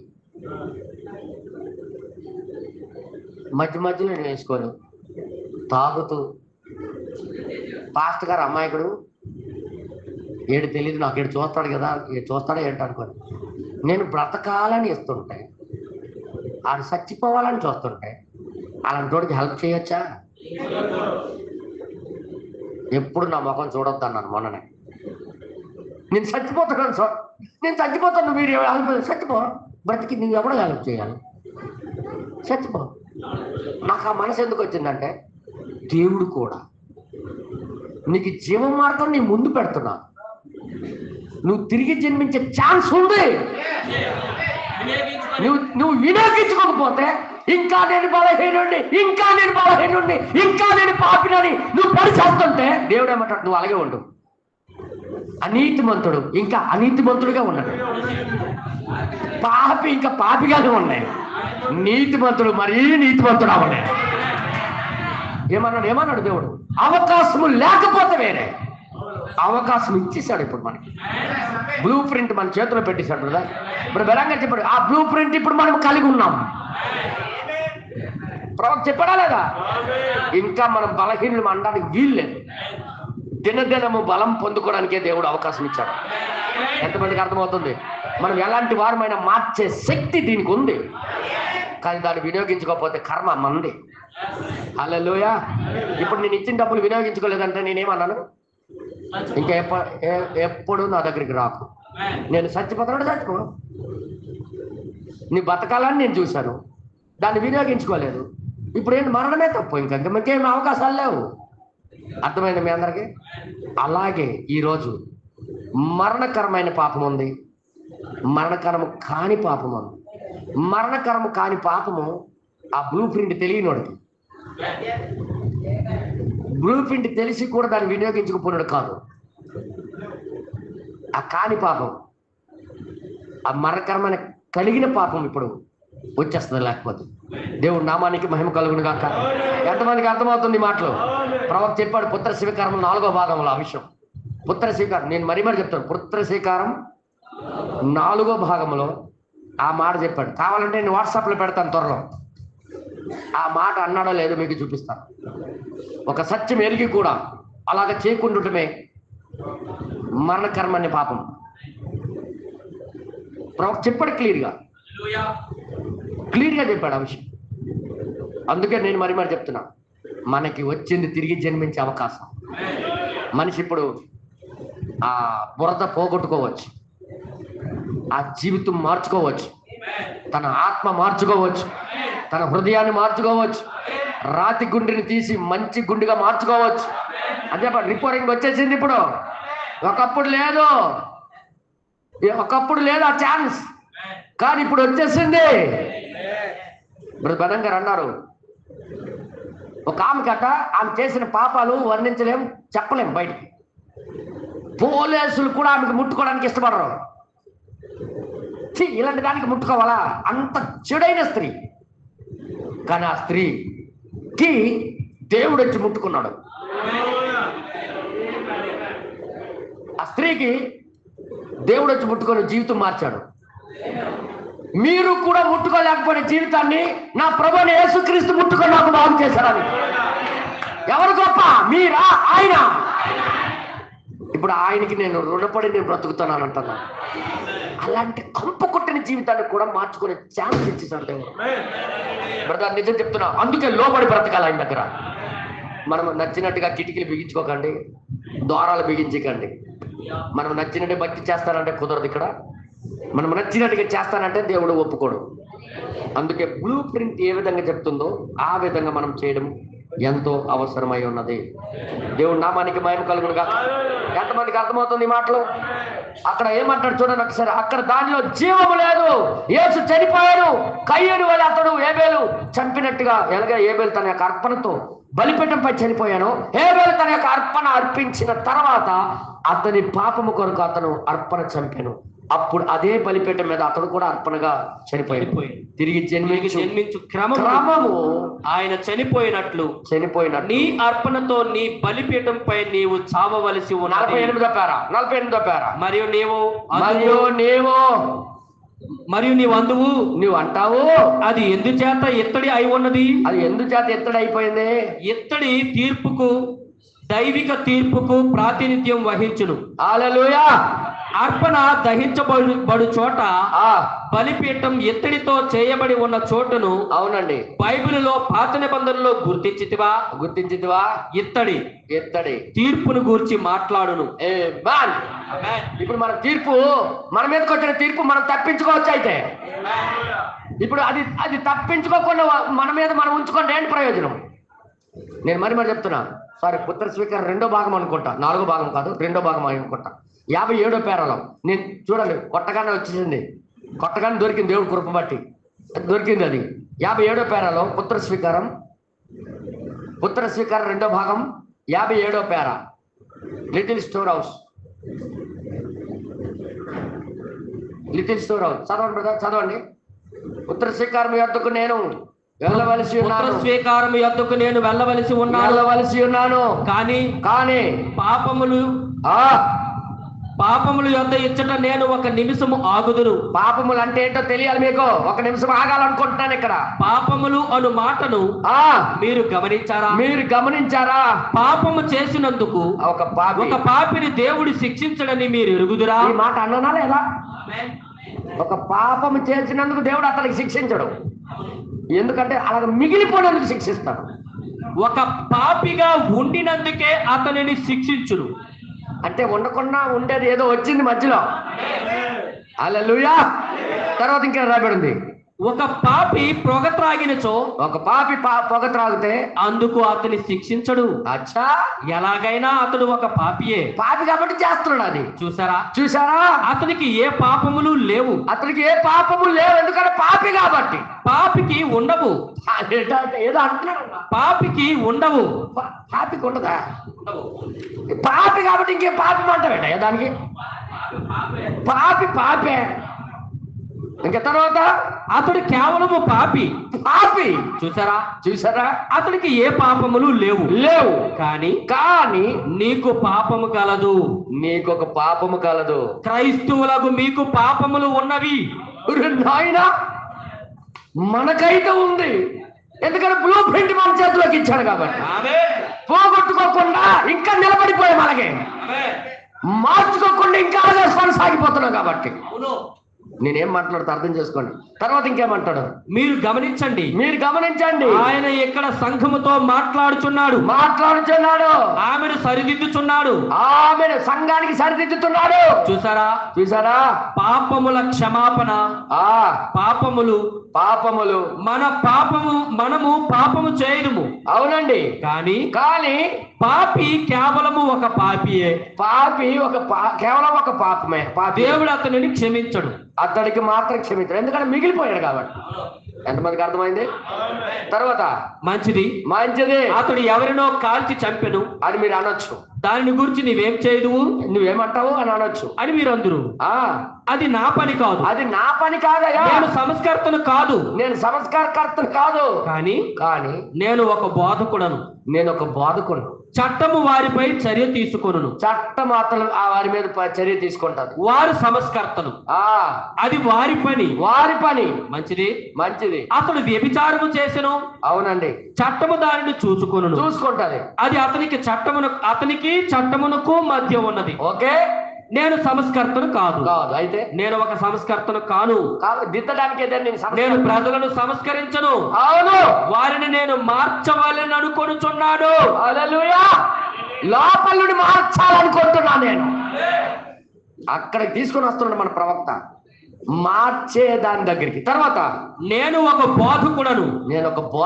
గమనించారా? వారిని దేవుని యొద్దకు నడిపించుటయే నా పని. హల్లెలూయా.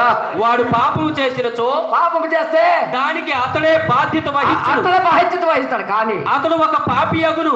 అవునండి. దేవుడు హెచ్చు దశలో అతనికి శిక్ష విధిస్తాడు. ప్రారంభము నుండి వాడు పాపి కాబట్టి పాపాలు చేస్తున్నాడు. అయితే అతడు మొదటి మెట్టు దగ్గరకు కూడా రాలేదు. ఓకే. అతడు ఎక్కడా లేదు. అవునండి. చెప్పాలంటే అతడు ప్రారంభము నుండి పాపి. అతడు పాపి కనుక ఏ పాపములు అతనికి లేవు. ఈ మాటలనంటే తిరిగి పిచ్చెక్కిపోతాడు. దానికి కారణం, దాని భావం ఏంటంటే పాపిగా ఉండకుండా మార్చేది ఒకటి వచ్చింది. అక్కడకి తీసుకురావడమే నా డ్యూటీ అంటున్నాడు ఆయన. ఎంతమందికి అర్థమవుతుంది? హల్లెలూయా. అందుకే ఈ మాట 27వ పేరాలో అనుకుంటా. ఒకసారి మీరు చూడండి, అక్కడ ఏమంటాడు? 26వ పేరాలో, నేను తరచుగా దీనిని చెప్పుదును. బ్రదర్, అది కాదు, న్యాయ తీర్పు అనే మెసేజ్, న్యాయ తీర్పేనా? న్యాయ తీర్పు ద్వారా విమోచన, న్యాయ తీర్పు ద్వారా విమోచన అనే మెసేజ్లో ఇది 54లో బోధించారు. 11వ నెల 14వ తారీఖు. ఓకేనా? న్యాయ తీర్పు ద్వారా విమోచన అనే మెసేజ్ 54 11వ నెల 14వ తారీఖుని బోధించారు. ఇందులో 26వ పేరాలో ఆయన ఏం చెప్తున్నాడు నేను చదువుతున్నాను. ఇప్పుడు నేను పొరపాటున చెప్పట్లేదు, ఇదేమో నేను పొరపాటున చెప్పట్లేదు, కానీ నేను ఆ పర్వతం మీదకు వెళ్ళుటకు ముందు చివరిగా నేను ఇచ్చటకు ఉన్నప్పుడు క్షమించదగని పాపము అనే అంశం మీద నేను ప్రసంగించి తిని నేను విశ్వసించుచున్నాను, అది సరే కదా. క్షమించదగని పాపము మేలైనది చేయనెరిగియు అలాగ చేయని వానికి పాపము కలుగును. యాకోబు రాసిన పత్రిక 4:17లో చెప్పాడా? ఓకేనా? క్షమించదగని పాపము దేన్ని అంటారు చూడండి. క్షమించరాని పాపం ఏంటంటే మేలైనది చెయ్యాలని, అంటే బాగుపడాలని తెలిసి కూడా బాగుపడకుండా ఉండిపోవడమే పాపం. ఏదో నేను మాట్లాడుతున్నా. ఆహా, ఓహో, అంటే వర్తమానం ద్వారా మనం జీవించవచ్చు, బయట పడవచ్చు, బ్లూ ప్రింట్ ద్వారా కట్టుకోవచ్చు, సరిదిద్దుకోవచ్చు, అయినా చేయకుండా మానేసి కొనసాగిపోవడం తప్పు కదా. దాన్నే క్షమించరాని పాపం, మరణకరమైన పాపం. దొరికిందా తమ్ముళ్ళారా? దొరకలేదా? పోలే, దేవుడు నాకు సాయం చేశాడు. అయితే నాకు దేవుడు సాయం చేశాడు. ఓకే, నేను చదువుతున్న జాగ్రత్త వినండి. ఓకే, ఇక్కడ ఏమంటాడంటే మనము సత్యమును గురించి అనుభవ జ్ఞానం పొందిన తర్వాత బుద్ధిపూర్వకంగా పాపం చేసిన ఎడల పాపమునకు బలిగా ఉండదు. హెబ్రీ రాసిన పత్రిక 10వ అధ్యాయం 26వ వచనం. సత్యమును గురించి అనుభవ జ్ఞానం పొందిన తర్వాత మనము చేయవలసినది యుక్తమైనది ఏదో ఎరిగి ఉండి దానిని మనము చేయని ఎడల మనము చేయవలసిన యుక్తమైన కార్యము చేయనంత వరకు దేవుడితో ఏకీపిస్తూ మనం ముందుకు సాగిపోలేం. చూసారా? గమనించారా? ఈ విధముగా నీచమైన జీవితమును, ఈ లోకము కొరకు జీవించే జీవితమును మరియు క్రైస్తవులని చెప్పుకొని క్రైస్తవులుగా జీవించని, చూడండి, క్రైస్తవులుగా జీవించని దాన్ని వదిలి వేయుటకై దేవుడు మన కొరకు ఒక విశిష్టమైన దాన్ని అనుగ్రహించను. కానీ లోకముతో మనము యథాస్థితిగా అలాగే కొనసాగుతున్న ఎడల బాగుపడాలని ఇచ్చినా బాగుపడకుండా లోకముతో యథావిధిగా నడుస్తూ ఉంటే ఇక మనము దేవునితో ముందుకు సాగిపోలేము. క్షమించరాని పాపము. అందరు చెప్పండి. ప్రవక్త అంత క్లియర్ గా చెప్పాడంటే అంత క్లియర్ గా చెప్పాడు. తర్వాత ఇంకేమంటాడు? అది అలాగే మన స్థానమేమిటో మనకు బయలుపరచబడినది. కావున మన కార్యములను చక్కదిద్దుకొని సరిచేసుకునేంత వరకు మనము ఎచ్చట ఉన్నామో అచ్చటనే నిలిచి ఉండేదము. మన ఆయన బాగు చేసుకున్న తర్వాత బాగుపడకపోతే ప్రమాదమే. బ్లూ ప్రింట్ ఇచ్చాడు, దిద్దుకోపోవడం మంచిది కాదా? చెప్పండి అరా. బ్లూ ప్రింట్ రాకపోతే అంచనా కొట్టేశాం, బ్లూ ప్రింట్ వచ్చింది కదా. ఏ మ్యాన్, ఇప్పుడు పాపం ఎవరికి కలుగుతుంది? ఎవడైతే తెలిసి కూడా చేయలేదో. ఇప్పుడు లోకంలోకి ఆ చట్టం తెలీదు, వాడు పాపి కాబట్టి పాపం చేస్తాడు, దానికి శిక్ష అనుభవిస్తాడు ఆయన. కానీ మరణకరమైన పాపం ఎవరి దగ్గర ఉందంటే క్రైస్తవుడి దగ్గర. ఈ మాట జీర్ణించుకోలేని స్థితి. మరణకరమైన పాపము ఎవరు పట్టుకొని తిరుగుతుండ్రంటే మనమే.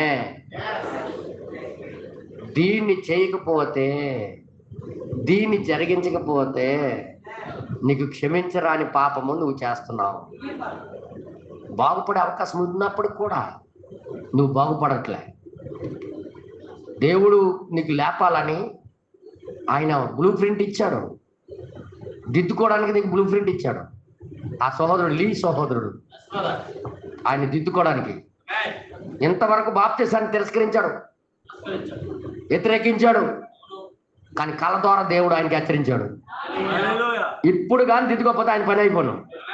కానీ అంటనే దేవుడు కృపచేత రక్షించబడ్డాడు కాబట్టి క్షమించేశాడు దేవుడు. హల్లెలూయా, హల్లెలూయా. బ్రదర్ నేను ఇంకో మాట చెప్పనా, ఇంకొక పాఠం ఉంది, ఎవరైతే దిద్దుకుంటున్నారో వారికి ఎవడు ఏమంటే ఒప్పుకోడు. ఏదో నేను మాట్లాడుతున్నా, ఏదో నేను అంటున్నా. ఎవడైతే బ్లూ ప్రింట్ ప్రకారంగా తన జీవితం దిద్దుకోవడానికి చూస్తున్నాడో, దిద్దుకుంటాడో, అలాంటి వారే ఆయనకు ప్రతిష్ఠ చేయబడిన జనాంగం. వారికి ఏమన్నా దేవుడు ఊరుకోడు. తిరిగి జన్మించిన క్రైస్తవుడికి ఎవరు ఏమన్నా ఊరుకోడు ఆయన. ఎందుకంటే ఆయన సొంత ప్రజలు, ఆయనకి తిట్టడం ఒకటే. అందుకే నా అభిషక్తులకు ముట్టరాదు. ముట్టవ రాజులు కూడా నేను వదలను. రాజులు కూడా గడ్డి తినిపించేవాడిని, నేను నేల కనిపించేవాడిని. నా అభిషక్తులకి ఎవరిని చూసి ఆయన ఆనందిస్తారు చెప్పండి? ఎవరైతే ఈ బ్లూ ప్రింట్ వచ్చి చూసి దిద్దుకుంటారు చూడు, వాళ్ళంటి వారు. హల్లెలూయా. బ్రనన్ గారికి వాళ్ళ ఆవిడే తన ముఖం మీద తలుపేసినందుకు బ్రనన్ గారికి కూడా కోపం లేదు, కానీ బ్రనన్ గారి బట్టి దేవుడు కోపం వచ్చింది. ఆయన తన ఆవిడ మీద కోపం కట్టలేదు. పాపం అంత ఇష్టరాకు ఉందంటే కారణం ఆమెకి ఇసుకించేస్తుండ్రు ఈ పిల్లలు. రాత్రి పగలు చంపేస్తుండ్రు, పీడించేస్తుండ్రు. అందుకే అంత కోపగించుకుంటది. ఆమె మనసు చాలా మంచిది అనుకుని ఆయన ఏదో కారు తుడుచుకుంటున్నాడు. కానీ దేవుడు దిగి వచ్చి ఏమన్నాడు తెలుసా? నువ్వు క్షమిస్తావు కానీ నేను క్షమించను. వీటి అంత పట్టింపు కలిగి దేవుడు నిలబడ్డాడు ఏంటి? ఎందుకంటే బ్రనన్ గారు యొక్క జీవితము సరి చేసుకునే జీవితం, అది దిద్దుకునే జీవితం. చిన్న తప్పు అయినా తన జీవితంలో ఉంచుకోవాలని మనసు లేనోడు. ఆ జీవితాన్ని చూసి దేవుడు ఇష్టపడతాడు. అలాంటి జీవితాలు చూసి దేవుడు ఇష్టపడతాడు. దిద్దుకునే జీవితాలు గొప్ప ఇష్టం ఆయనకి. కప్పుకునే జీవితాలు, మేకప్ చేసే జీవితాలు ఆయనకి ఇష్టం ఉండదు. ఆయన జీవితంలో చిన్న అబద్ధం ఆడినందుకు వెళ్ళి క్షమాపణ అడిగాడన్నా. దిద్దుకునే జీవితం చూసి, సరి చేసుకునే జీవితం చూసి దేవుడు గొప్ప ఆనందిస్తాడు. అలాంటి వారికి ఎవరు ఏమన్నా ఊరుకోడు. అందరు చెప్పండి, ఊరుకోడు. దావీదైతే క్షమించవచ్చేమో కానీ దేవుడు క్షమించడం. మీ అందరికి తెలుసు కదా. దిద్దుకునేవారంటే అంత ఇష్టం ఆయనకి. ఆయన కోసం ప్రతిష్ఠ చేయబడిన జనాంగం అంటే ఆయనకి అంత ఇష్టం. మరణకరము కాని మా పాపము, మరణకరమైన పాపము రెండూ కలవు. సత్యము తెలిసి కూడా దాన్ని దిద్దుకోకుండా, సత్యము తెలిసి కూడా దాంట్లో నడవకుండా ఉన్నవాడికి ఇంకా క్షమాపణే ఉండదు. ప్రవక్త అదే చెప్పాడు ఆ విషయంలో. హల్లెలూయా. ఇంకా కిందకి ఏమన్నా చదవండి బ్రదర్. మనల్ని మనము సరి చేసుకున్న తరువాతే, మనము సరి చేసుకున్న తర్వాతే అప్పుడే దేవునితో ముందుకు కొనసాగిపోగలము. అమ్మ నాయన, అప్పుడే మనము మరలా కృపలోనికి రాగలము. హల్లెలూయా. ఎంత చక్కగా చెప్పాడన్నా. నిజంగా దేవుడు నామానికి మహిమ కలుగును గాక. కృపలో రావాలంటే ఒక మార్గం ఇచ్చాడు దేవుడు. దాన్ని వినియోగించుకొని ఆగిపోవడం చాలా పొరపాటు. అందుకే సంగమా, మనకు అనుకూలంగా మనం అనుకునే భక్తిలో కాకుండా మనకిచ్చిన బ్లూ ప్రింట్తో మనం దిద్దుకుందాం. ఎంతమంది ఇష్టపడుతున్నారు? ఎంతమంది అలాగే దిద్దుకోవాలని ఇష్టపడుతున్నారు? లేచి నిలబడి మనమందరం కలిసి ప్రార్థన చేద్దాం. ఓ ప్రభువా, జీవాధిపతి, నీకు స్తోత్రము నాయనా. ఓ ప్రభా, నీకే స్తోత్రము నాయనా. ఓ ప్రభా, మాకెంత గొప్ప కృప చూపించి మా జీవితాలు దిద్దడానికి ఈ కాలంలో వర్తమాన రూపంలో వచ్చావయ్యా. ఇది మా జీవితాలకు ఒక బ్లూ ప్రింట్ ఉంది. మేము మార్చుకోవడానికి అవకాశం అయ్యా, బాగుపడడానికి అవకాశం వచ్చిందయ్యా. లీ సహోదరుడు దిద్దుకున్నట్టుగా తన తప్పులు తను దిద్దుకోవడానికి అవకాశం ఇచ్చావయ్యా.